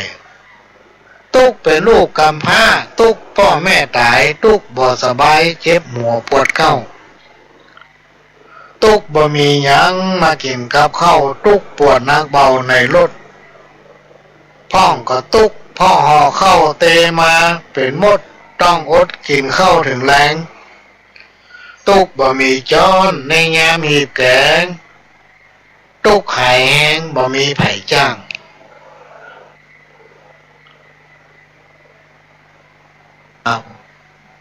มัวฟางบานชัดตุกเมื่อได้กินของดองต้องมาเสียบกัดอึดอัดปวดคิ้วไปไหนตุกเท่าแก่ข้าวลูกหลานอยู่ไกลเจ็บเป็นอย่างไปบ่มีไผ่เฝ้าตุกขาดคนฮักมาจ่ายยอกอู้พอไกวตุกเป็นอุ้ยตุกเมื่อยามกินแกงหอยลูกหลานนั่งคอยฮืออุ้ยจูกฮือตุกเป็นพ่อแม่คนตุกลูกหลานตัวดื้อจนเจ้าบ้านลือเล่าให้อุ้ยที่ไหนมั่วเนอะไม่ได้บอกที่อยู่มามาว่าถึงกามเก่าพี่น้องท่านผู้ฟังก่อนที่จะว่าถึงกามเก่านั้นเดี๋ยวขอพักแป๊บเดียวนะพี่น้องท่านผู้ฟังขอใส่น้ำแป๊บหนึ่งก็จะเปิดเทปเก่าให้พี่น้องฟังสักแป๊บหนึ่งขอเชิญครับพี่น้องท่านผู้ฟังแม่ได้กิจกรรมในทางพระพุทธศาสนาประเพณีปีใหม่ประเพณีปีใหม่เฮาเนี่ยเปิ้นก็ขยับเลื่อนไปงดกิจกรรมทุกอย่างที่มีคนอยู่กันหลายคนงานใดที่มันมีคนอยู่ด้วยกันหลายคนตั้งแต่5 คนเกิน5 คนพี่น้องท่านผู้ฟังเปิ้นก็จะของดขอท่านหลีกเลี่ยงไปที่คนหลายกิจกรรมอันใดที่เราเคยมีก็ของดขอยุดขอเว้นทั้งนี้ทั้งนั้นผู้บริหารหรือผู้ที่ประกาศหรือว่าคณะกรรมการที่เปิ้นห่วงใยพี่น้องประชาชนที่เพิ่นออกกฎระเบียบเป็นข้อบังคับก็ดีเป็นข้อกฎหมายก็ดีเป็นการขอร้องกันพี่น้องท่านผู้ฟังทั้งนี้ก็เพื่อสุขภาพของพี่น้องทั้งหลายนั่นแหละเป็นเพื่อสุขภาพของเขาโดยเฉพาะที่เขาเนี่ยในยุคปัจจุบันเนี่ยข่าวมันนักพี่น้องท่านผู้ฟังท่านก็คงจะห้ามรู้ละว่าโรคไวรัสโควิดเนี่ยมันมีความร้ายแรงขนาดไหนถ้าไผ่เป็นแล้วมันหายเนี่ยโดยเฉพาะในตอนเนี้ยเพิ่นยังหายามารักษาไม่ได้เลย มันเป็นสิ่งที่น่าตกใจพี่น้องท่านผู้ฟังเพราะฉะนั้นในช่วงที่เปิ้นขอร้องเนี่ย ก็พี่น้องท่านผู้ฟังได้บอกลูกบอกหลานได้รวมใจกันปฏิบัติตามถ้าเอาปฏิบัติตามคำที่เพิ่นขอร้องนะนอกจากมันจะมีประโยชน์ต่อตัวเราต่อครอบครัวต่อสังคมชุมชนนั้นๆพี่น้องท่านผู้ฟังร้ายสังคมเนี่ยเราอยู่นะนอกจากทำร้ายตัวเก่าแล้วทำร้ายสังคมตัวเองเพราะฉะนั้นก็ขอให้พี่น้องท่านผู้ฟังในฐานะที่เราเป็นพี่น้องเกิดร่วมกันได้พบปะพุทธศาสนาเปิดประกาศประชาสัมพันธ์บอกว่าทางอำเภอทางจังหวัดได้ส่งหนังสือเพื่อทางผู้ใหญ่บ้านต่อกำนันประกาศหรือทางเทศบาลทางท้องถิ่นเพิ่นได้ออกไปประชาสัมพันธ์ในฐานะที่เราเป็นเจ้าบ้านเราก็ปฏิบัติตามเปิ้นพี่น้องท่านผู้ฟังถ้าเรามีปัญหาไปตามความจำเป็นนั้นอันนี้ก็เป็นสิ่งที่นำมาฝากถ้าเอาฟังเปิ้นเอาปฏิบัติตามข้อห้ามที่เปิ้นบัญญัติหรือว่าที่เปิ้นประชาสัมพันธ์เนี่ยพี่น้องท่านผู้ฟังเอาก็จะรอดพ้นปลอดภัยจากวิกฤต